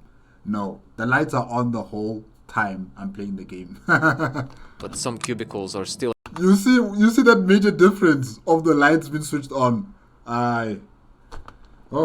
Unshadowed. It feels very natural to have these variations across a spectrum. Yeah, no, it really is good. It really is good that, you know, the different light sources have their own different luminosity, and it adds a bit more of a suspense, you know, in the game, and also a bit of a thriller. But definitely, like I stated before, I'm keeping my lights on. I'm keeping them on, just in case. A few instances, lighting plays a crucial part in delivering a particular atmosphere of space. Blinds in the restaurant cutting into the light, TV static casting its flickering light onto a couch, a nightstand lamp without a shade, reflectors in the killing room, fallen lamp in one of the apartments, warmth of daylight in hotel rooms. These are moments where lighting either dominates the senses or amplifies the atmosphere. This is a gameplay game, but it doesn't neglect other aspects. Quite the contrary, it places sharp focus on them. This is why SWAT 4 isn't an ordinary tactical shooter. It pays as much attention to its atmosphere and setting as it does to its mechanics. There's a broader vision at work here. This version of New York, however detailed, ultimately comes to life thanks to its atmospheric soundscape. It's a part of the environment, of its atmosphere, of its storytelling. Hold on, guys, my pen is giving me issues. And it has a lot of ink, but for some reason it just doesn't want to write properly. Environmental sounds greatly help maintain the immersion of a realistic world through their contextual presence. Lights buzz, water coolers, freezers, radiators, heaters, puddles, they all emit their own sounds. A particularly sly illusion is created through sound alone in 2 instances. As you push further into the A-bomb club, you hear screams and gunshots going off. They are muffled by walls, but still feel close. Nothing is happening, in fact, as both civilians and suspects have already been apprised of their roles, including the dead and the wounded. But in So, what, is this a movie? combination with the atmosphere, the illusion works. It is repeated again once you descend into the basement where illegal gambling is taking place. Previously contextualized disappearance of an undercover agent is further problematized through gunshots originating outside of your influence. Did they just find his wire and decided to deal with him on the spot? The sound of weapons dropping onto various surfaces is important feedback, for example. That's a sound that signifies your success. This soundscape, together with voice acting expressing NPC's awareness and emotions, upholds the immersion of the situation. Wounded whimper, civilians protest, express gratitude or fear. Downed suspect sometimes utters a comment. I've conducted a small experiment with regards to the soundscape, and I suggest you try it as well. Find a mission walkthrough without commentary and just listen to it without watching the video. It becomes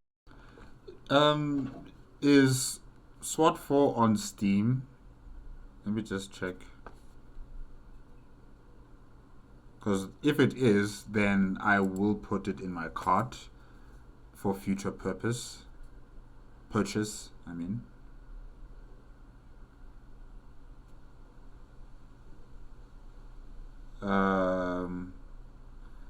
Okay, SWAT Commander, Operation SWAT Commander, but I don't see, I see Police Quest SWAT 2, SWAT 3, Tactical Game of the Year Edition. No, I don't see SWAT 4. I do not see SWAT 4. Okay, that's unfortunate. I can't acquire SWAT 4 on Steam. I'll find it through a different means. Maybe GOG. I'm sure they probably have it. becomes obvious why sound alone carries so much of the experience. There's feedback for so many actions and scenarios that it reminds me of those old radio dramas. The sound of a doorknob on a locked door, grenade pin ejected with a metallic click, train passing at uneven intervals, confused civilians.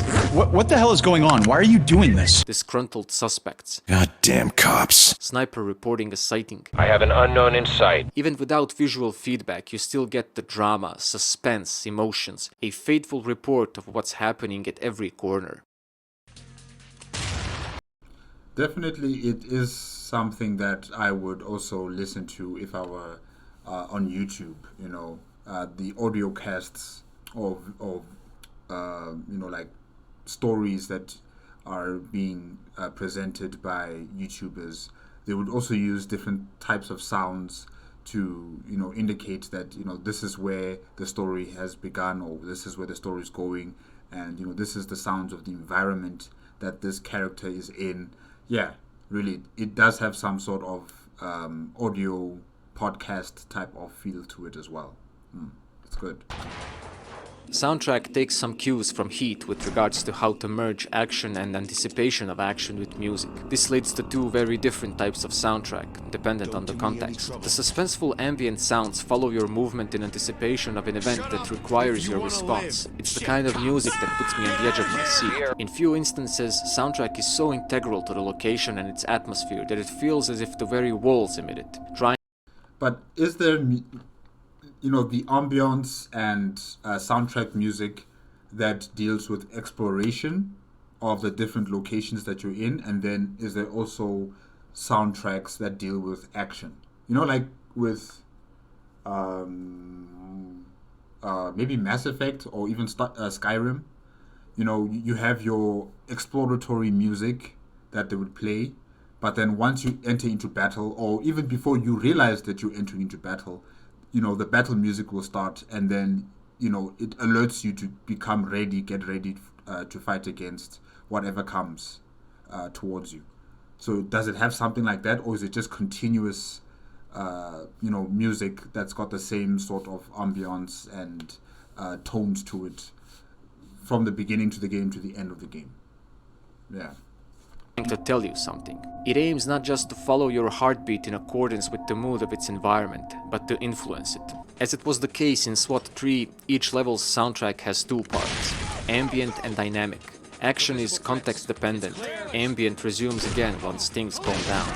Ah, good. That's what I was asking about. That's good. Sometimes the trigger for a more dynamic soundtrack is a specific action, like a grenade going off, but sometimes it's a particular room, and crossing the doorstep results in a too jarring of a transition. Another limitation is that they've set a distance at which you can hear a particular environmental sound, and if you cross that line you simply don't hear it even though you're not that far away. It's that's a bit unfortunate. What if you are trying to listen to a perpetrator walk, you know, down the corridor, and then all of a sudden you don't hear the footsteps anymore?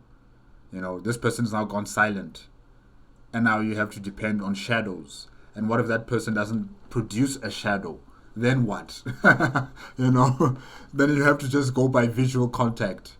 Important to note that soundtrack and soundscape work pretty coherently in most situations, such as Lawrence's basement, where the repetitive sound only heightens the effect of the music. Lock's open, sir. Do it now! Oh, the hell? Ethics behind rules of engagement. Ooh, as a SWAT officer. Yeah, okay, this is going to be interesting. With this. The classic definition of state is that it is a polity that maintains a monopoly on the legitimate use of violence. In SWAT 4, you are that monopoly on violence. Its legitimacy depends on your decisions and actions. Right from the start, it is obvious that SWAT 4 is on an entirely different level when it comes to its shooting loop. It is a fact of life that those that have power have also the opportunity to misuse it. Being a cop itself leaves much room for criminality, but I mean, definitely, especially in this game with such very, you know, heinous crimes being committed, it will be so easy to fall into that emotional trap of just killing because you can, killing because you have the power vested in you by the state, you know, killing because you have overwhelming force against this perpetrator, like that monster. Yeah. Out of all moral questions that SWAT 4 poses through its gameplay, misuse of power is not the one. You play as genuine good guys. That's the starting point. SWAT 3 had a special dimension, something most shooters don't have at all. Its own rules of engagement that place an emphasis on responsibility for every shot. SWAT 4 adopted those rules. What is a righteous kill, and under whose jurisdiction does the answer fall? In this case, the jurisdiction falls with an internal objective arbitrator that manifests itself through a score or a fail state. But Oh, I thought maybe you get that information at the end, like at the debriefing of the mission, you know, where you'd get the stats, and then it would also tell you whether what you've done against certain people was just, or was it, something that was just wrong, that you should not have killed these many people because, they weren't a threat to you, per se. in addition to this, the game has a more immersive diegetic system that's present within the world. This comes in the form of AI response. If you accidentally shoot one of your teammates, they issue a warning. If you continue, the whole team shoots back. It's rather rudimentary, but it does provide necessary feedback to your action and distinguishes a mistake from deliberate action. In addition to this, you have civilians shouting "don't shoot" and suspects saying "I give up." There are several variations for when you shoot a suspect in the limb. Their body reacts to your violence. And even though your actions will be Can't you... He's being electrocuted. Can't you just shoot the legs of these perpetrators? If you don't have like a stun gun, if you just have a very, deadly projectile weapons, and you don't want to kill the suspects, or you don't want to kill the perpetrators, but they are trying to kill you, is there a way just to shoot the legs, and then they'll give up? That's in that sort of way, because I suspect that in terms of the rules of engagement in SWAT 4, killing is still a last resort. Yes, they are shooting at you, the criminals are shooting at you, but still, as a police officer or as a SWAT officer, killing is still a last resort. It's not of first instance. Even if you are defending yourself, I know it's tough being a police officer. It's difficult. But, I think, or should I say, I hope that, they do have that option, that you can just shoot them in the legs if they try something. And, just to prevent them from trying to shoot back at you or do something, or try to run away. I don't know. Objectively judged. You can't play this game without having an internal judgment of your actions yourself. SWAT 4 is far from perfect in this regard. You can execute a cuffed suspect and still get away with just an unauthorized use of deadly force. Oh gosh.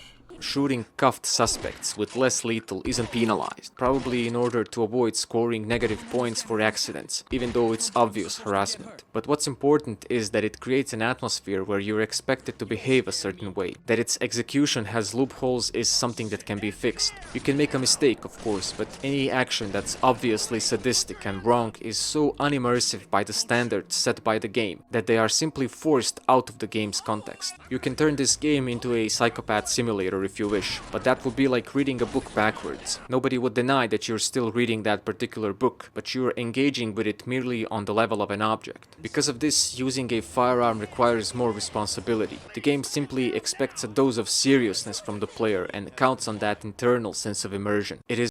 That's good. That's good. So it's not just like any other shooter game where you just shoot the bad guys. Just shoot them dead, Here you have to think about it. You have to understand that you are a police officer and you're not just a mercenary or a soldier sent on the battlefield to fight and kill. You are here to keep the peace. You are here to keep order. And keeping peace and keeping order doesn't necessarily mean killing those that would go against it. It's quite clearly stated from the very start that your priority is to avoid any civilian casualties, and that the Organized Crime Division is looking forward to chatting with Neo and Alex. The game is consistent in this regard, and the context is always provided. You are penalized for the following actions: shooting at suspects unaware of your presence because you have to give them a chance to surrender, shooting at fleeing So you have to announce if they have a gun. You have to say, "Police, put your hands up," and you've announced that you're in that location, and they just turn around and start shooting at you. Yeah, it's difficult being a police officer in this game, and probably also in the real world. Yeah.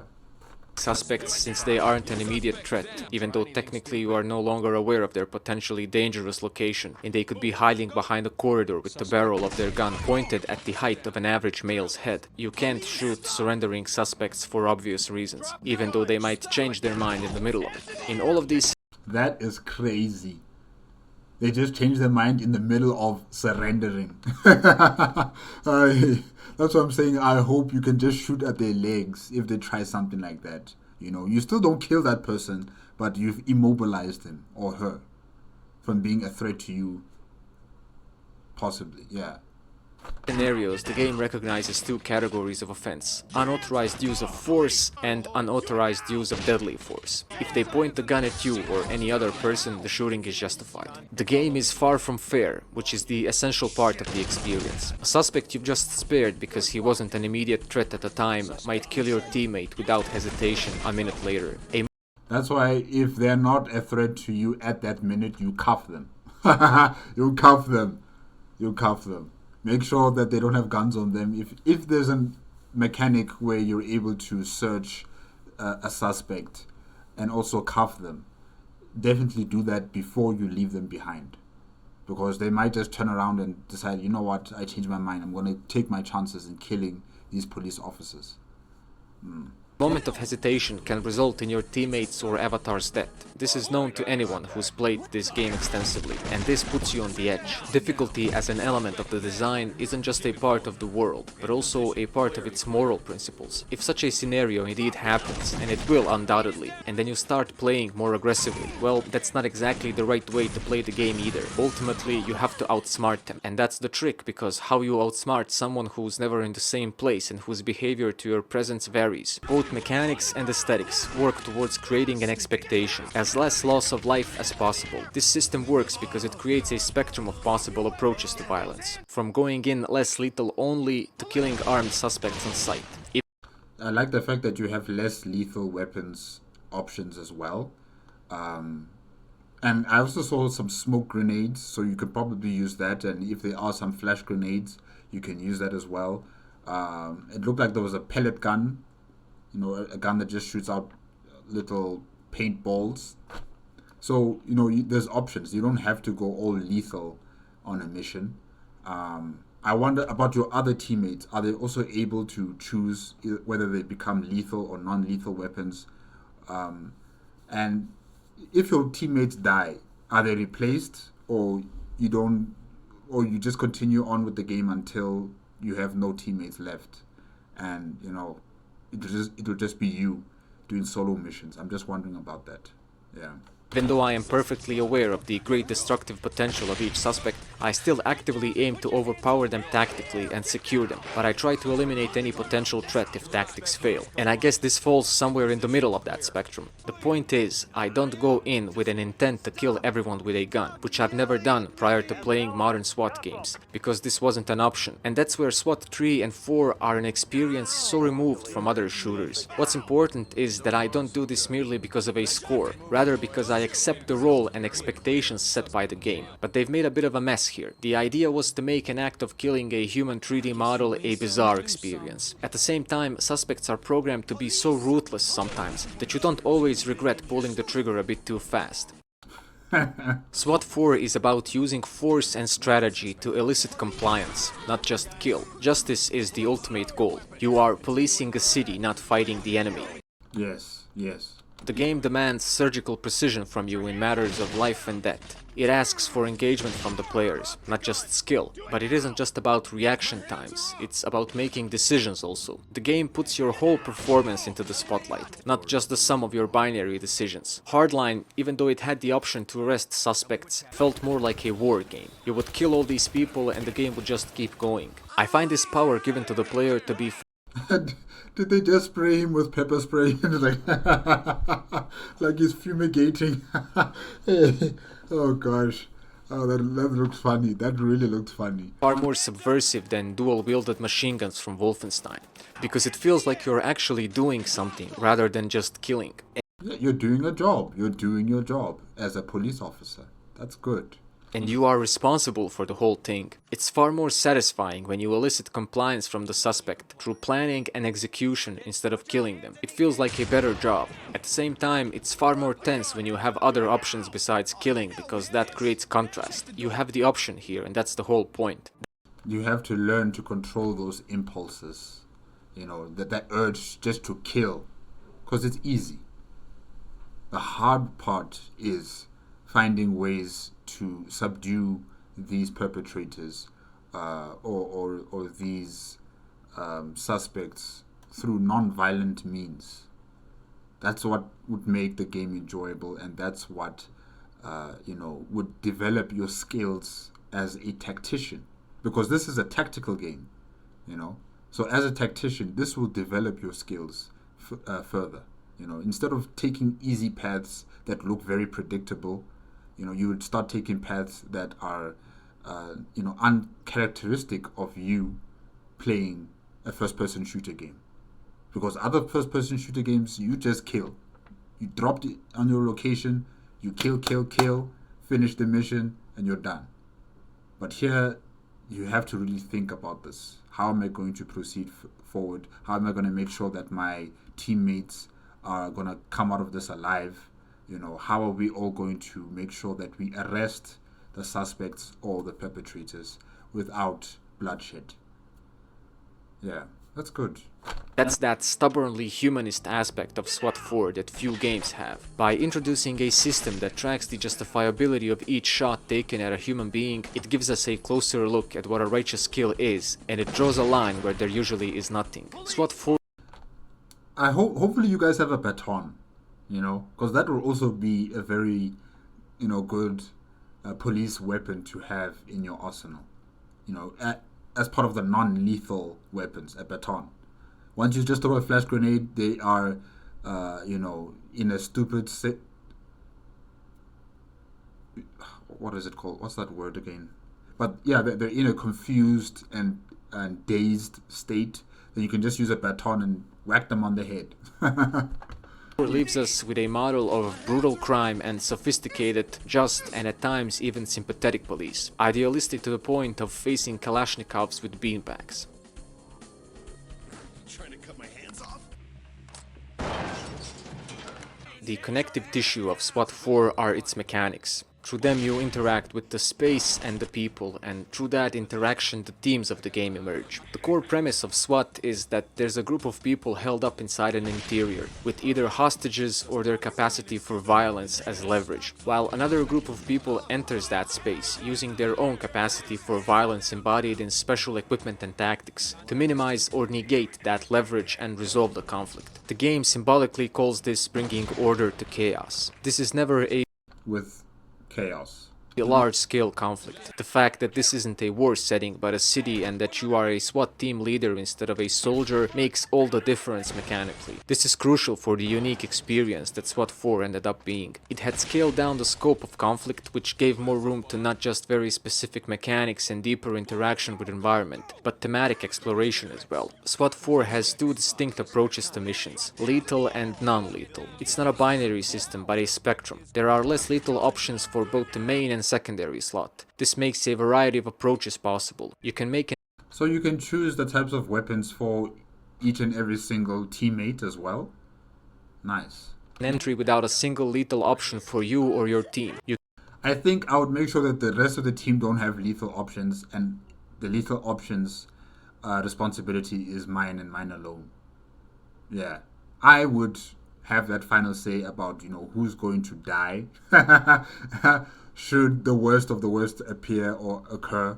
If this suspect or perpetrator refuses to yield and is pointing guns at everybody within the team, or victims or witnesses, then I will be the one to take that shot to kill this person. Yeah.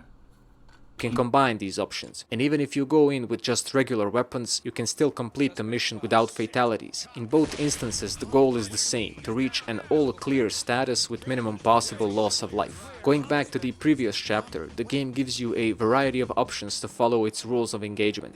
It backs up its ethics with mechanics. Sometimes the less lethal option obviously does not fit the threat level. I find the idea of using a pepper ball gun to face people armed with automatic weapons covered in Kevlar to be silly, and in terms of immersion, I mean, yeah, it is silly. It is, definitely. But that's why I'm saying I hope you have a baton. I hope you can also throw your flash grenades and smoke grenades and it would confuse them and then you just whack them one by one.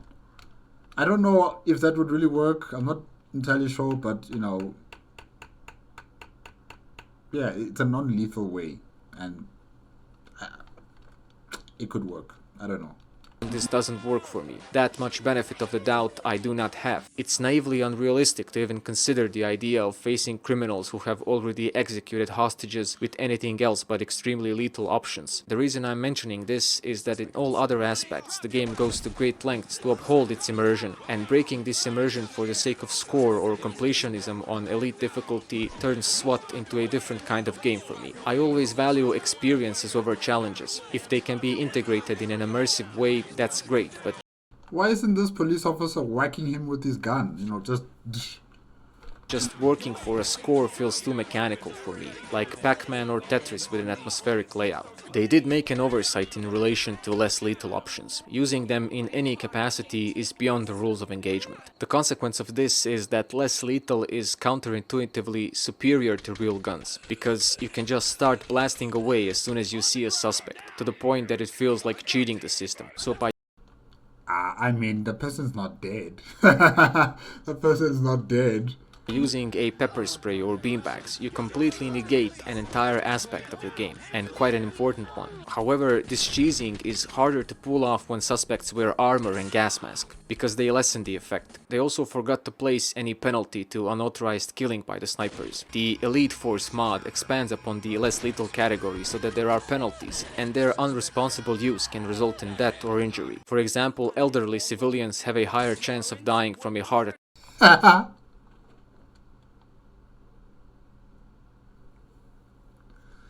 I'm sorry.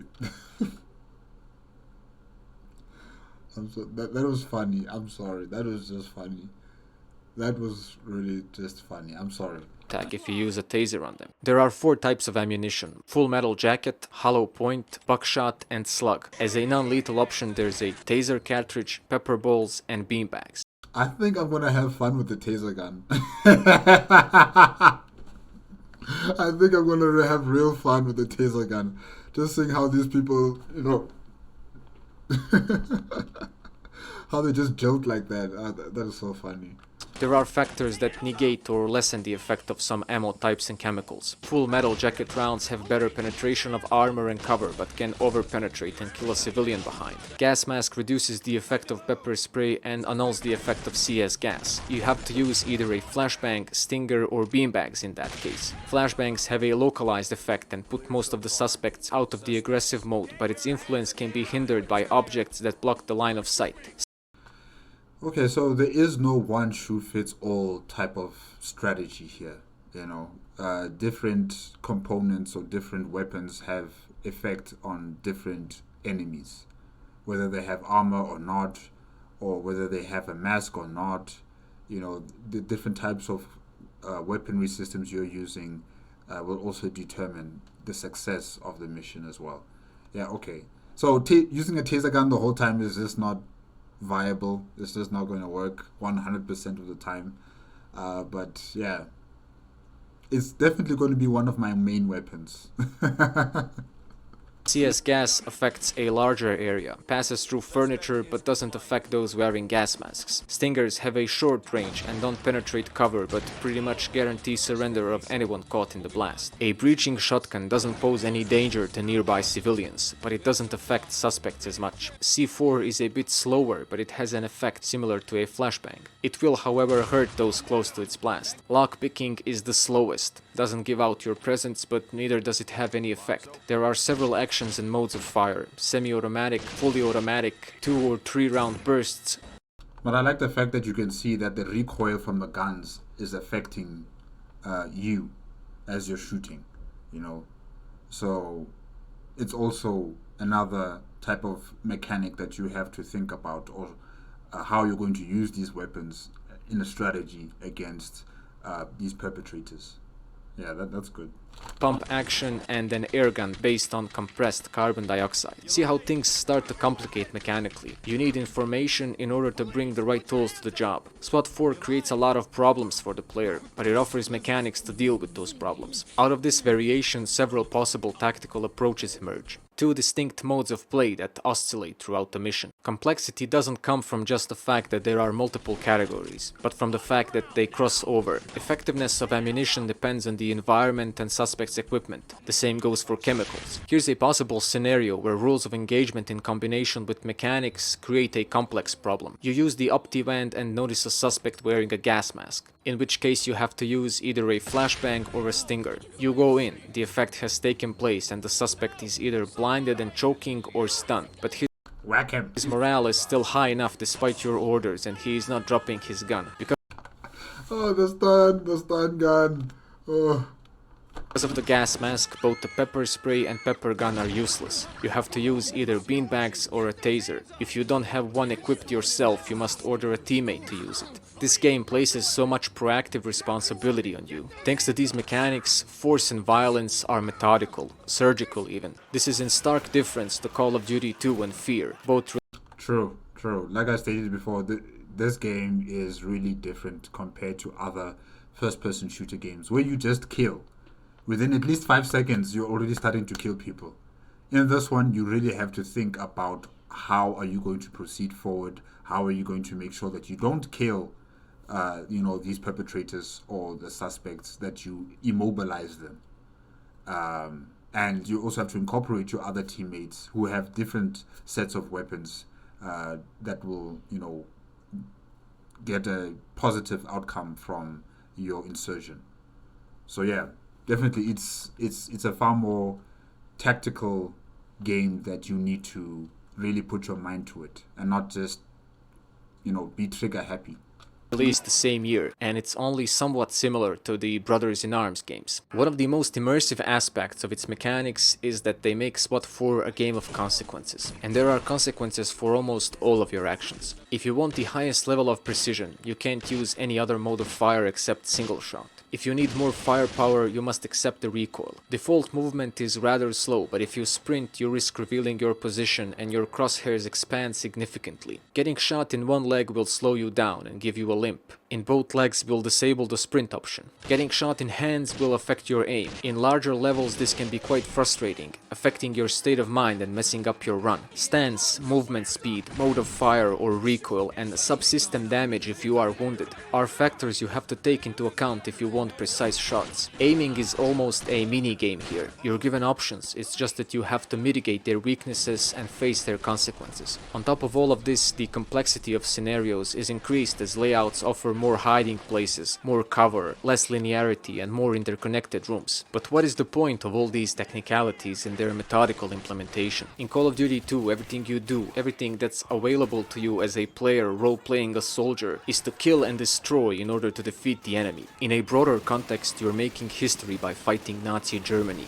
In SWAT 4, you manage environments and enemy AI in order to resolve hostage situations and serve high-risk warrants. Mitigating human behavior in a violent situation is the end point of every mechanic. Every piece of equipment and every command are used to that end. Yelling at someone to drop the gun or firing beanbags at them are both there to secure compliance. You use the optivand to better assess the situation inside so that you can plan out your approach and make informed decisions for that same goal of managing human behavior. Whether somebody is going to drop their gun and surrender or keep fighting, that's the whole point of the game. The point of mechanics is that you're given a tactical advantage. Tactical, in my mind, is combat that focuses on the whole strategy, not just the shooting loop.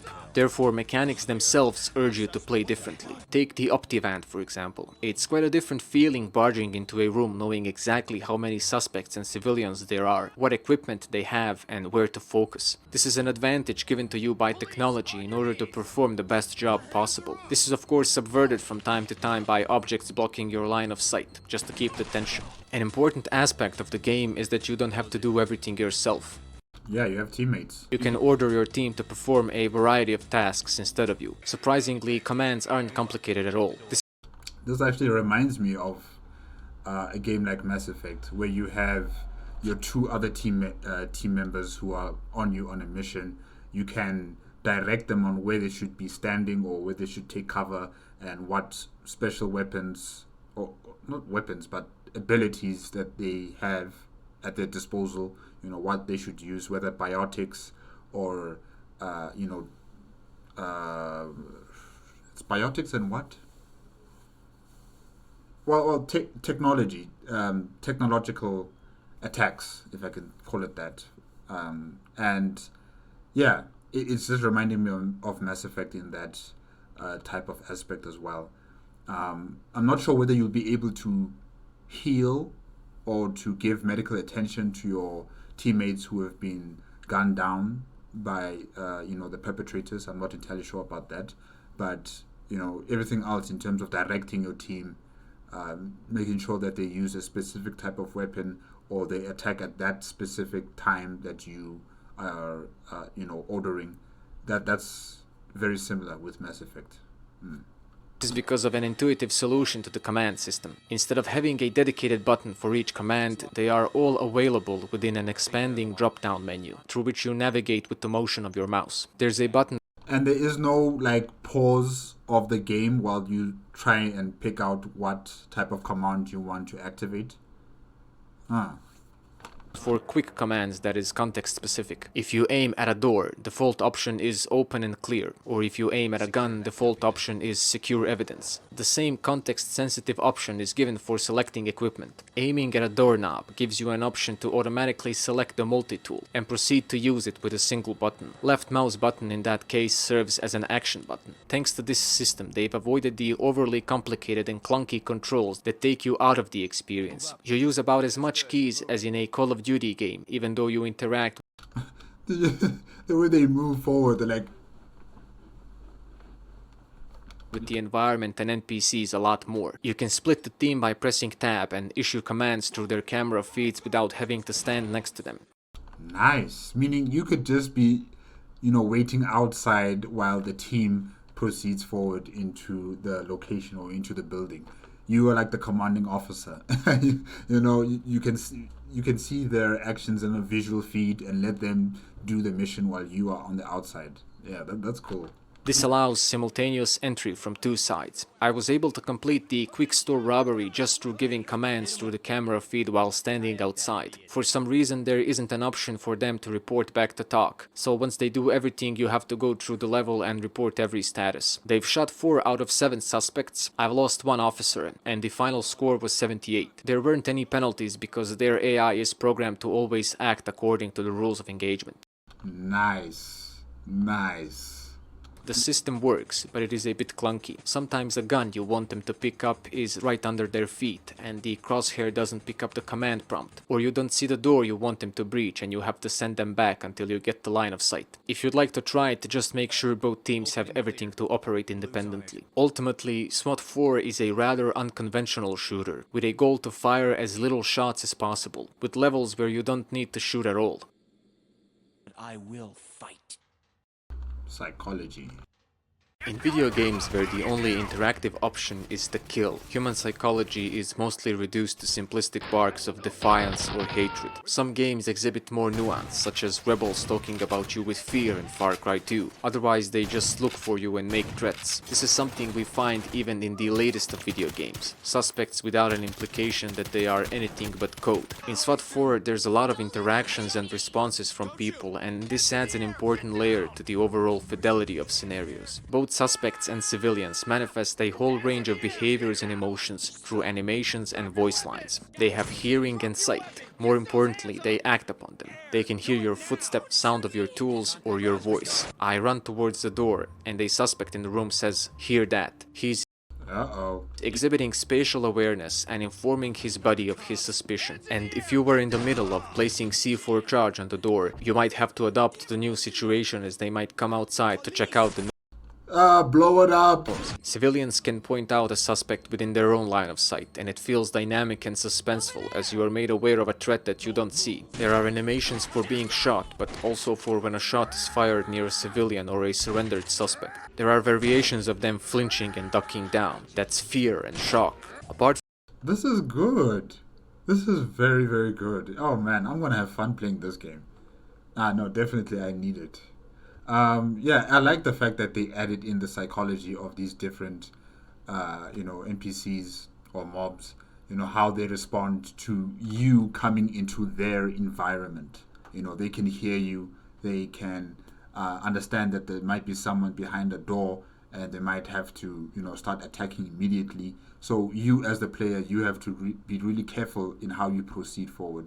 You gotta probably just walk or be on your tippy toes if it's possible, so that you can reduce the sound coming from you. And once you finally reach the entrance or the door or the exit of wherever you're going to be trying to issue an arrest, you still have to figure out or formulate a plan on how you're going to do it successively without them hearing you and you catching them in a surprise, essentially. So yeah, this is fun. This is really, really fun. And the fact that the NPCs or the mobs can they react to your actions, not just you shooting at them, but they react to your actions in terms of shooting on the floor. They start to panic. It just makes it feel as if this person is alive. This person is responsive to your actions.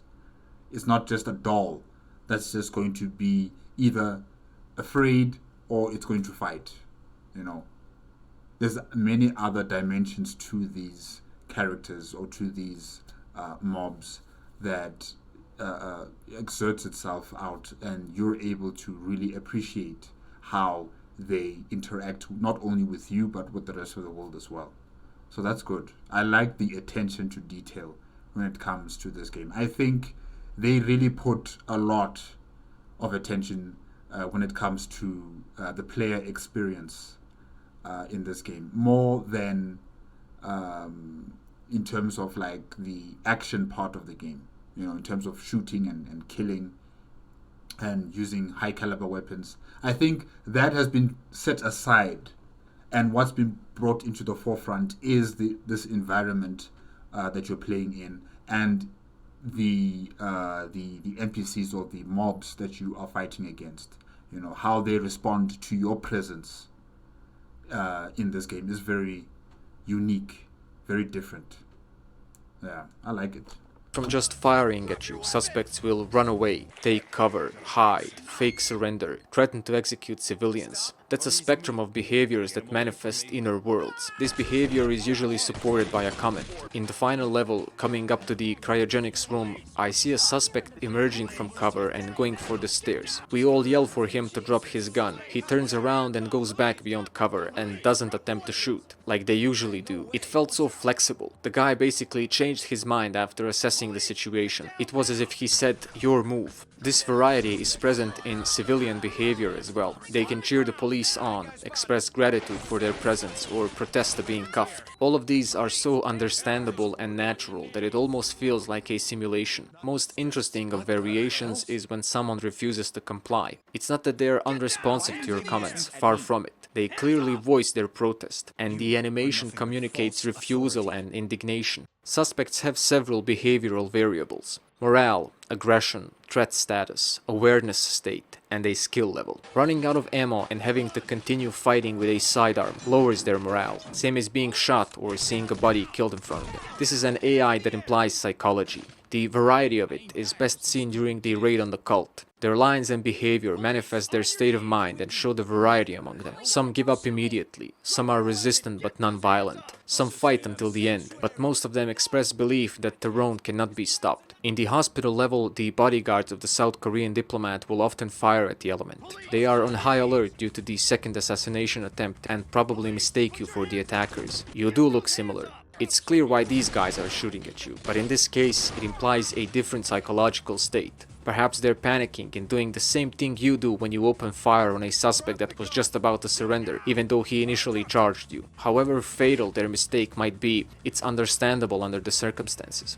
But pain is by far the biggest factor in SWAT 4. In most video games, you don't have other leverage over opponents except rendering them dead. Here you have a group of people inside a room with different levels of morale, weapon types and gear. Your job is to subdue them through superior equipment and tactics. Their psychological and biological aspects are factors in this conflict. You can affect their eyes and lungs and exploit their tolerance to pain, leverage their surprise, their shock, even fear. Your purpose is to affect their morale, not kill them. In a game that relies so much on the use of various types of grenades and other less lethal tools, it's important to have realistic feedback for their effects. Less lethal options have 4 effects: stun, blind, choke, shock. Coughing and expressions of pain sound genuine. There are animations for being tased, blinded, shot by beanbags or pepper balls.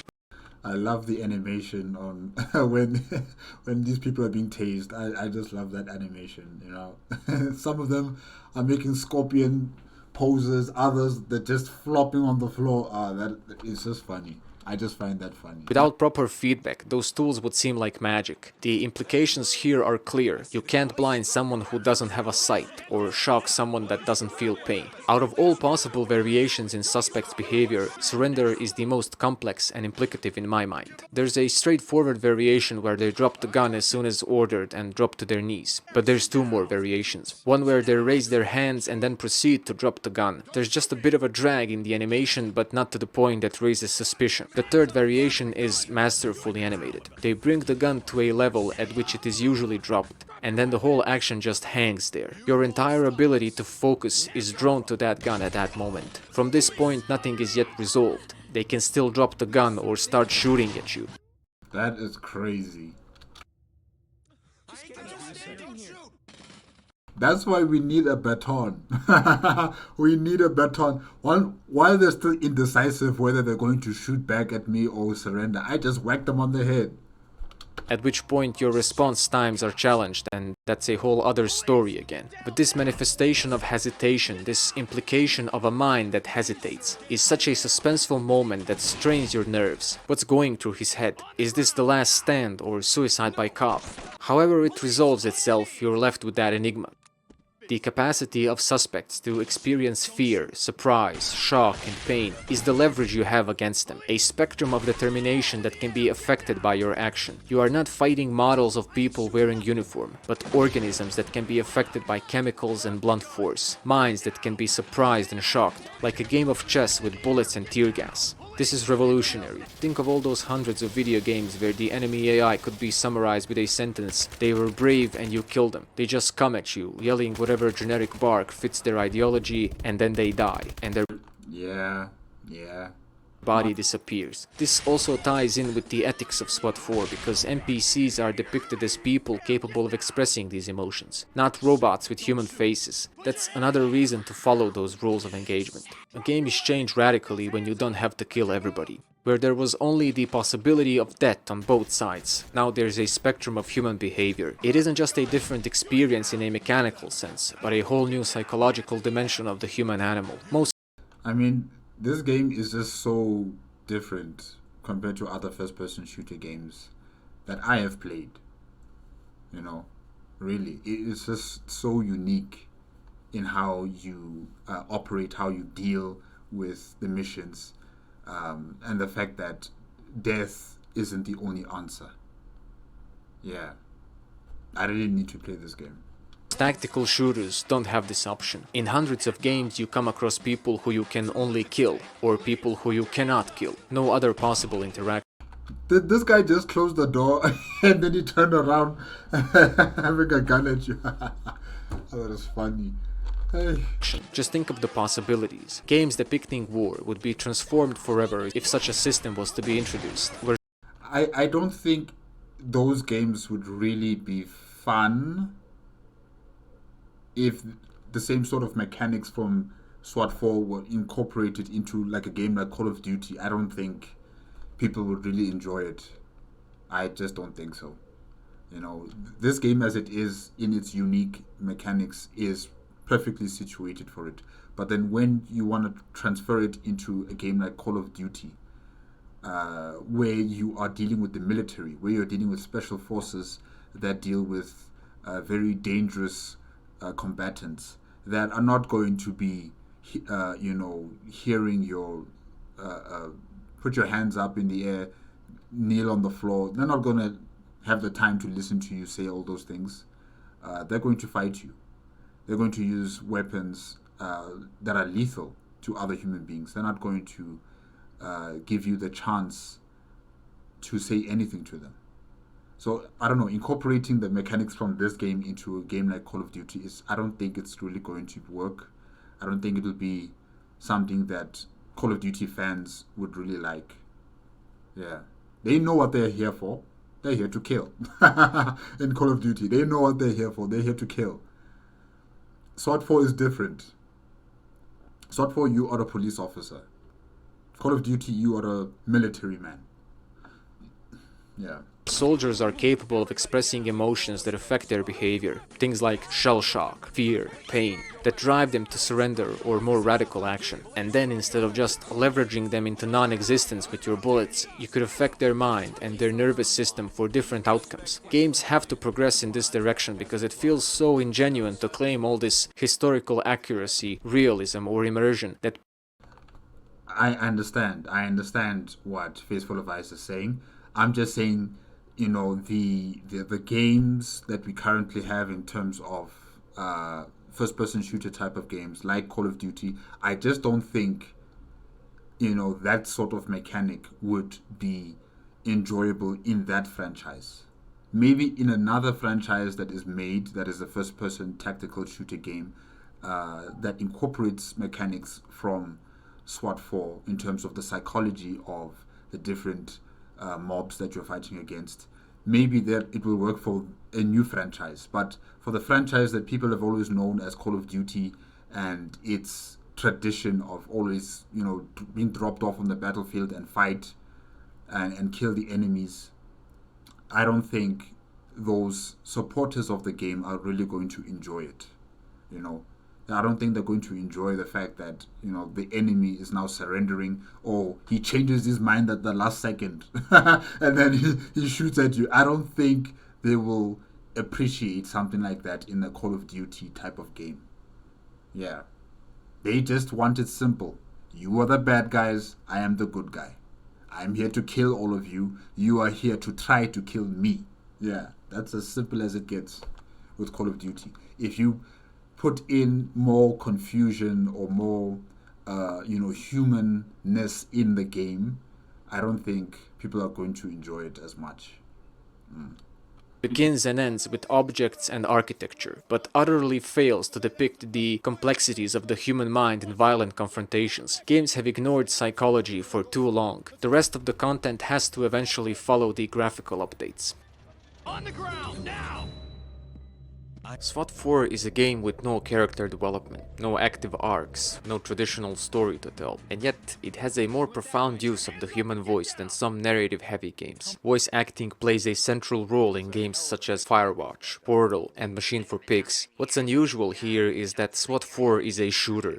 Human voice is designed into the gameplay on a fundamental level. You cannot complete a mission without it. Firstly, because you use your avatar's voice to tell people to drop their guns and surrender. Secondly, because you Taser him! have to report every status back to TOC. You are the extended hand of the law, and you must report everything back so that those outside, such as the emergency medical technicians, can prepare better. And it's not a one-way communication either. They respond to every report you make. Lead's voice and reporting to talk are two crucial mechanics. Beside them, there are voices of your team reporting suspect sightings, all clear confirmations and giving individual comments, as well as voices of the rest of the NPCs who can reveal information and provide feedback about their status. Lead's voice has a third role as well, which is to give out commands to your teammates. This isn't crucial because technically you can play the game solo. They've subverted one of the oldest tropes of first-person shooters, the silent protagonist. The avatar doesn't want to shut up here. From the moment you select a mission, a voice is going to guide you through it, inform you, ask questions, respond. You will interact with people and your surroundings through that voice as much as any piece of equipment, sometimes more than the firearm itself, and that voice isn't going to be enough of an authority always. Far from being just informative and interactive, voice acting in this game is rather immersive. In my experience, this usually isn't the case. Will I ever see them again? My little ones? How can you ask that question now, lady? How can you ask that question now? They're dead. Probably by your own hands. And now you're asking if I'll ever see them again. What do you think? I must have faith. Bear with me now. In order for a writer and a voice actor to manifest their skill, gameplay usually has to be slowed down or stopped completely. That's why there are so often these distinct sections where there's a lot of dialogue, the talky bits. They usually stand in opposition to parts with action. In most games you have to drive a car or watch a cutscene to hear characters express themselves. In SWAT 4, voice is integrated into the gameplay on a fundamental level. It is an integral part of the game as much as setting and mechanics. There's no way you can be a silent cop or a silent SWAT cop. There's just no way. You know, your voice is important in the actions as a police officer, just as important as a gun in your hand. Your voice is necessary to demand the surrender of the perpetrators, to demand the surrender of the suspects, or to calm those who are witnesses or hostages in any situation. It's very important. Your voice is a weapon as well, to subdue the enemy, to break their morale.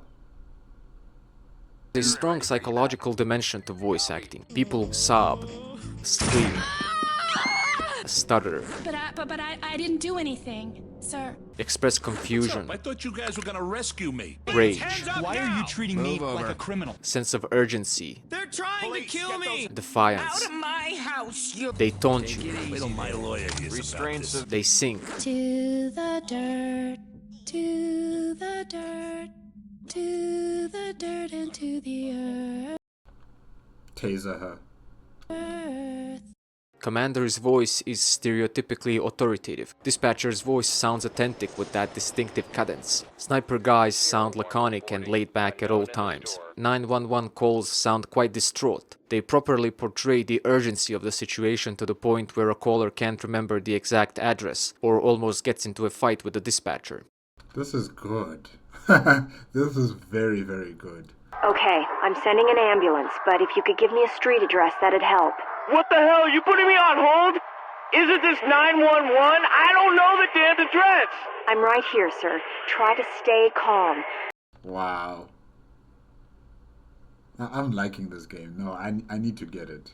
During briefings, the commander for the most part maintains complete professionalism. He states the facts and points out goals without going into the underlying issue. However, he slips from time to time and makes a personal comment on the matter. The same is true of team members. Their communication is professional while reporting, but they make comments and offer worldviews in a more cordial manner off radio. This creates a noticeable discrepancy between the technical vocabulary and a more relaxed expression between themselves. It's a human touch that adds another dimension to their personalities. Coroners probably joke about bad tattoos. It comes with the job. There are several instances of pre-scripted dialogue with talk where you report things of particular importance, discovering an unidentified victim in the basement, realizing the scope of civilian casualties at the A-bomb, discovering armed bombs at the Old Granite, or realizing that the amount of explosives at Taronne's building is enough to blow up the whole neighborhood. They help create an illusion that situation is far more dynamic than it actually is. Upon your entry into the hospital, you realize that a news crew outside just gave up your entry. You inform TALK and they say they'll cut the cables. Indeed, a few moments later, the broadcast goes to static.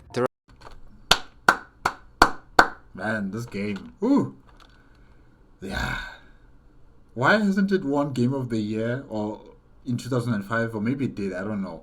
But man, this deserves that title, I think. This game definitely deserves that title. There are some memorable voice acting performances here. Melinda Klein's mother pleading to her abductor, a cult member singing about the fate of their children. That one must be tased. I don't want to hear anything she has to say. But the moment the operator on the radio is confused for a second as he processes what you've just told him is the most memorable part of the whole game for me. It is such a human moment. The robotic professionalism is overcome for a second. The game builds up to that point. The information over the radio was exchanged in the same restrained manner for several missions. And then this happens, naturally and understandably. A rule is broken so that you can have this profound moment. Doc, we found a graveyard in the basement. Looks like it's their children. Man, the ambience music in the background. Oof. It's like a chilling, soaring sound. Copy that. Entry team notifying the morgue.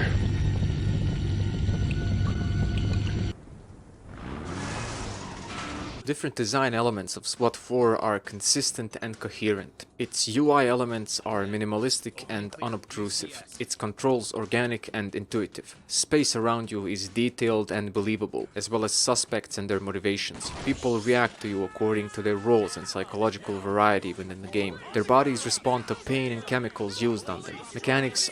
I mean, I like I stated before, I love it when you use the taser gun and you can actually see, you know, this person just jolt and convulse and collapse onto the floor like some sort of flopping fish. Yeah, it's so convincing that really I just find enjoyment from that. I don't know why. I think I'm a bit sadistic, but I just find it funny. Are realistic and have proper feedback and consequences. Interface, controls, mechanics, environments, AI, all work towards the same goal, that is to keep you inside the game's world. Immersion is a cumulative result of such a design. You have to move slowly. This is an experience with a distinct pace. Because of this, you're more aware of those detailed environments and more conscious of your actions. There is a distinct cycle of moment-to-moment suspense, building up into its resolution or escalation, before the cycle begins anew. There are no checkpoints or saves. A level is a complete challenge. Once you start the mission, you are in there until its resolution. There are no mini-maps nor objective markers for guidance. It is as if you are there. Maps offered in the pause menu are rough guidelines in most of the missions. Like, that's no help, and I like it. It's because of these unreliable blueprints that I've learned most layouts by heart. A lot like with the original Liberty City. The look of these maps is immersive itself. The rough layout of the A-Bomb Club, for example, is sketched on a piece of paper by an off-duty bartender. Sketch of the Fairfax Residence was taken from a neighboring house, presuming it to be accurate for the first level. Video games, as well as movies, usually need slow motion in order to make you aware of the second and its passing, when they want to point out how much a single second can contain in terms of emotion and plot development. In SWAT 4, this comes as a consequence of its design. It creates scenarios that become archetypal throughout the game. Breaching the door, waiting for the grenade to go off, crossing through the door frame. Time slows down in these moments as you await in suspense. Since you are coordinating the whole response, your actions have to be deliberate. You clear one room at a time, gathering as much information about it before you clear it. This requires active participation on the part of the player, and this takes time. It is another factor that firmly places you into the space as you have to gather information and make decisions. SWAT 4 has its own heartbeat. There's no slow motion breaching from Modern Warfare. Yeah. Action is not choreographed into a feel-good moment. It's presented in its real time. This is not an action movie. This is almost real life. You're here to do a job. You're not here for imaginative, fun-filled, heroic, saving, type of experience like in Call of Duty. Here, it's one by one. Breach that house or breach that room, arrest or kill the person who's trying to threaten your lives with a gun or something like that. You have to do this methodically. You have to do this by the book. There are rules of engagement. You don't just simply do as you please. Yeah. rawness. Technically speaking, you can rush through its levels, but that's just a result of the flexibility of its design. Another aspect that draws you further into the world is reliance on sounds. You can clearly hear footsteps and doors opening and have to watch out for that. Layouts and suspects become more complex, leading to a wider variety of possible scenarios. The game remains dynamic throughout the playthrough. As you progress and learn, new problems are introduced. You go from facing a crook with a Beretta My gosh. tucked in behind his shirt to militias wearing Kevlar. Suspects start carrying backup firearms and can reach for them in case they drop the main weapon. This is not a game you can play on reserve. Due to the randomized positioning and dynamic AI, the game always maintains a degree of unpredictability, even with all that tactical advantage. While its systems are mechanical and repetitive, the gameplay does not become robotic due to this unpredictability that keeps the suspense. HUD elements are minimalistic. The only information they didn't figure out how to relate to players diegetically were health status of particular parts of the body, ammo count of individual magazines, and mode of fire. Although subsystem damage is manifested diegetically through movement and affected accuracy. Apart from tear gas, all grenades can affect your avatar as well, including the pepper spray. Sting or flash effects are game stoppers, and you can't take that head turn for granted. It's something you have to practice diligently throughout the game, and you can't overcome it with a skill upgrade. SWAT 4 doesn't really follow the show don't tell principle, since it has a lot of exposition in its briefing sections, but it follows through on promises from the briefings in most cases, such as the psychotic behavior of Alice Jenkins.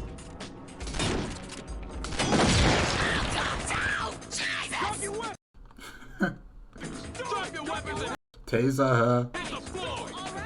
But a briefing will never disperse all the mystery, suspense, or surprise. Mr. Park does not look like in the briefing photo because he's been attacked prior to his arrival at the hospital, where they've managed to treat him before the second attack began. The briefing before the Red Library mission mentions that the robbers had exchanged 4 hostages for 2 gas masks, which you find worn by suspects inside. Ultimately, different forms of immersion overlap quite effectively: mechanical, environmental, thematic. Once again, a lot of details support your immersion. As flashlight is attached to your firearm and not your helmet, you can't use it when cuffing someone or wedging a door. A lot of environmental objects are responsive to being shot. Some simply disappear, others have a broken state.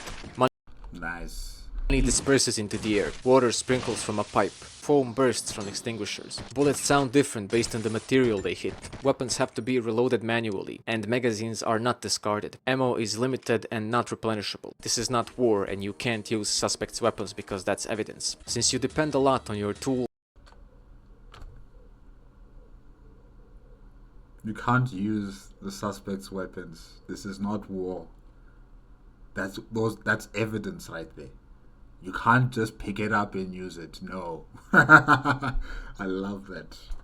their usage is fully animated. You use a one-hand opening multi-tool instead of the traditional butterfly version where the tools are collapsed around the pliers. A thumb pushing out the pliers is distinctly animated. He then turns the whole thing around and pulls out a lockpick out of the toolset. If you are disarming a bomb or disabling a wedge, the jaws of the pliers are animated. Display of the OptiVant is lifted up, pole is extended, and you can see the protruding eye of the camera follow the direction of the mouse. This is true for the rest of the equipment. You see individual pieces of equipment selected for your team on their person. You can always check how much grenades are left, who has the OptiVant or the breaching shotgun. Comments and protests from civilians are contextualized. Wait a minute. How many cuffs do you get? How many cuffs do you get? Is there a limited amount of them that you can have on your possession or your teammates' possessions, or is it unlimited? Because, you know, if I was playing this game, I want to arrest everybody. Whether you are a civilian or you're a witness of some sort, or you are a someone who has suffered from a crime, I'm arresting you first. Everybody is arrested, you know, criminals and the innocent, everybody. just in case if I missed someone and they just decide, you know what, I'm going to take a chance to shoot these guys in the back. I don't want to get that type of situation. So everybody, anybody is going to be cuffed. That's what I want to do. That's why I'm hoping, you know, you get unlimited cuffs. Lady asks about another employee. Is Kim alright?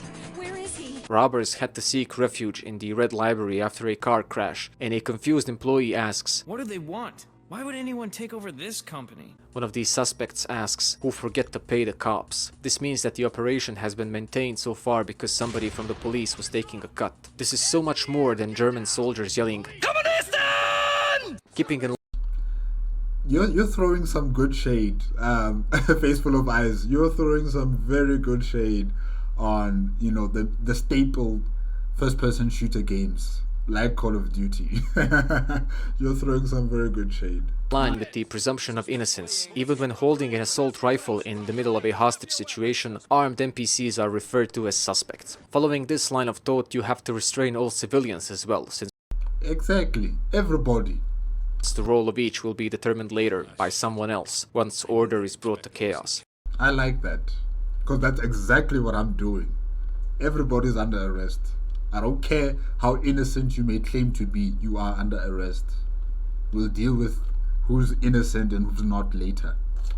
This is supported by the fact that in 2 instances, employees who look like civilians are actually in with the criminals and are armed. The game does not prevent you from accidentally or deliberately shooting your teammates, civilians, surrendering or cuffed suspects. Some developers take these options away using the logic that it's unnecessary to leave an option for players to accidentally trigger a fail state. But by doing this, they remove a sense of danger. I believe that leaving these radical options possible and creating appropriate consequences for them is a much better option. Just to illustrate a principle, you can perform a suicide with the sniper, an utterly absurd act, but still possible. Furthermore, the nature of video games is such that it is harder to make an immersive experience from the perspective of law enforcement. If I occasionally run over a pedestrian in LA Noire, the textual punishment on the side of the screen is inconsequential. But I do have an internal flinch that I have to push aside with a rationalization that it was an accident caused by myself, by mistake, and not deliberately by call. And it would take a lot of time and resources to develop an in-game system where you running over a pedestrian doesn't result in a fail state, but instead a cop goes to trial. It would break the whole game down. It's hard to have realistic consequences if you have a story to tell outside of those consequences. This is a problem that's not easily solved in these types of games, and you usually end up with inconsequential penalties for serious actions. In Morrowind, you could go to a prison for a crime, and the mechanic is pretty much the same. Man, Morrowind. Oh, it's been long.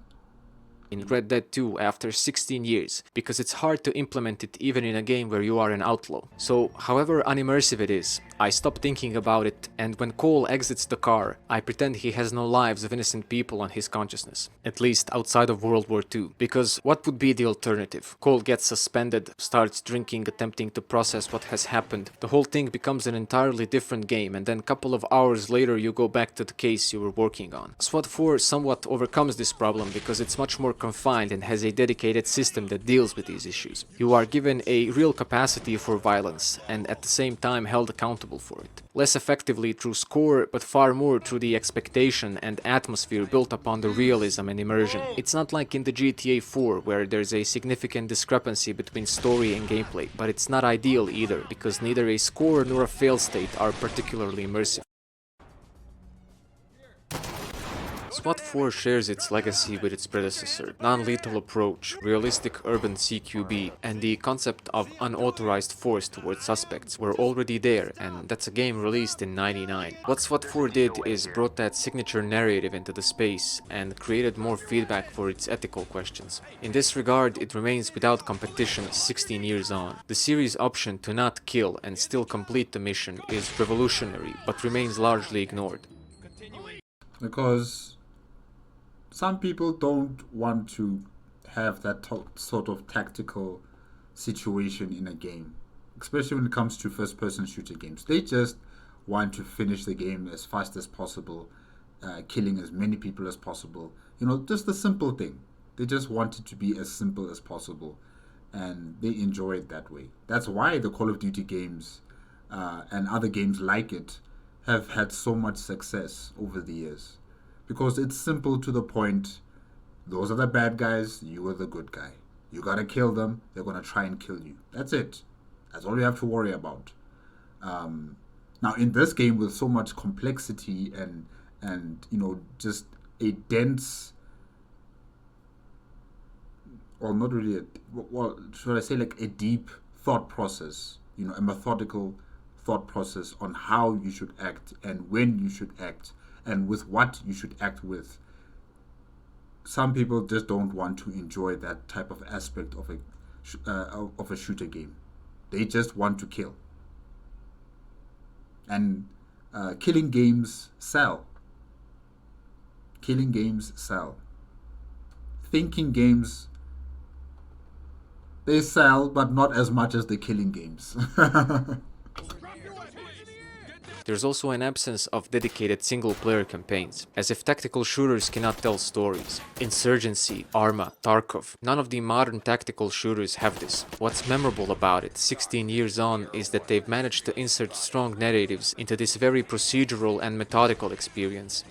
It's a near-extinct concept, unless Ready or Not delivers on its promises. SWAT 4 is a brilliant cornerstone, but it's far from a definitive take. This status is largely artificial due to the absence of any real competition. In reality, the formula could be polished and upgraded to great lengths, especially in the field of enemy AI, making encounters and hostage situations more complicated and unpredictable. Imagine finding Fairfax on a toilet, in a bed, exiting a room as you handcuff his mother, or, God forbid, doing his work. Oh my gosh. The Stachkov Syndicate programmed the suspect AI that if left uncuffed and unsupervised, with a weapon near it, it would pick it up and continue fighting. Just this simple behavior changes the mechanics significantly, and this was already a feature in SWAT 3. Shootouts should be far more contextualized. Remember how a Korean diplomat is simply standing behind a morgue with his 2 bodyguards, while the attackers are spread out throughout the hospital, not actively searching for him. Suspects are rarely performing coordinated attacks. More dynamic scenarios would add depth and suspense. The situation inside, whatever it is, would seem alive. As it is, it feels like playing hide and seek. Maybe they should make a remake of this game, you know. Maybe they should make a remake of SWAT 4 and put in these new upgraded mechanics to the AI of the NPCs and the mobs. Yeah. In-house, although highly scripted and linear, offers some interesting scenarios. Suspects should shoot through walls, hide under beds, take hostages. In SWAT 3 they would even hide in cupboards. That's why I really look forward to Ready or Not as a spiritual successor to SWAT 4. From what was showcased so far, it will bring more physicality to the avatar. That tactical feeling for gameplay with mag checking, modding weapons, Modern Warfare styled reloads. The whole project seems like SWAT 5 in mechanical sense. It takes a lot of cues from modern tactical games, but there's that core SWAT 4 DNA in it. One element split into 2 teams, the same command system, the same tools and grenades. The inclusion of a tactical ladder and a ballistic shield has the potential to truly alter the gameplay, giving a whole new spectrum of creative options. Most importantly, Ready or Not seems to be following the most authentic aspect of SWAT 4 formula, a narrative woven into the mission through a dedicated single-player career. Unique, detailed and twisted facsimile of a modern United States. Ready or Not's vision of America is downtrodden, cruel and corrupt.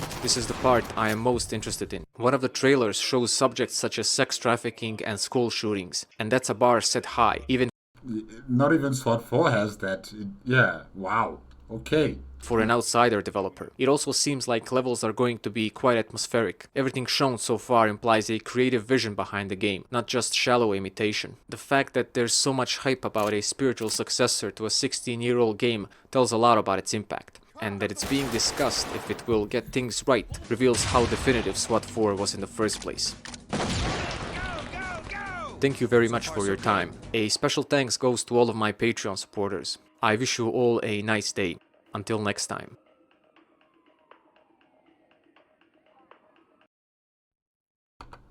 Alright, guys. Yeah, no, this was fun. That's it with Aesthetics of SWAT 4, made on the Face Full of Eyes YouTube channel and requested by Sam R. Gerwal 929. Hopefully I'm pronouncing your YouTube handle correctly.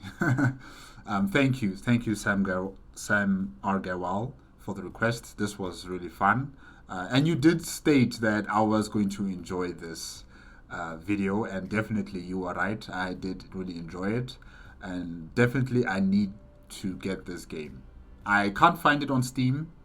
I'll have to look on GOG or somewhere else for this game, but definitely I want to get it and play it myself. I like the attention to detail in this game. like I stated before, I think there is more detail in this game than there is in terms of it being a shooter game. You know, the shooter aspect of the game has been set aside, and the world and the immersion in this world has been put onto the forefront. You know, not only the different locations, not only the sights and sounds, but also the people that are in this game.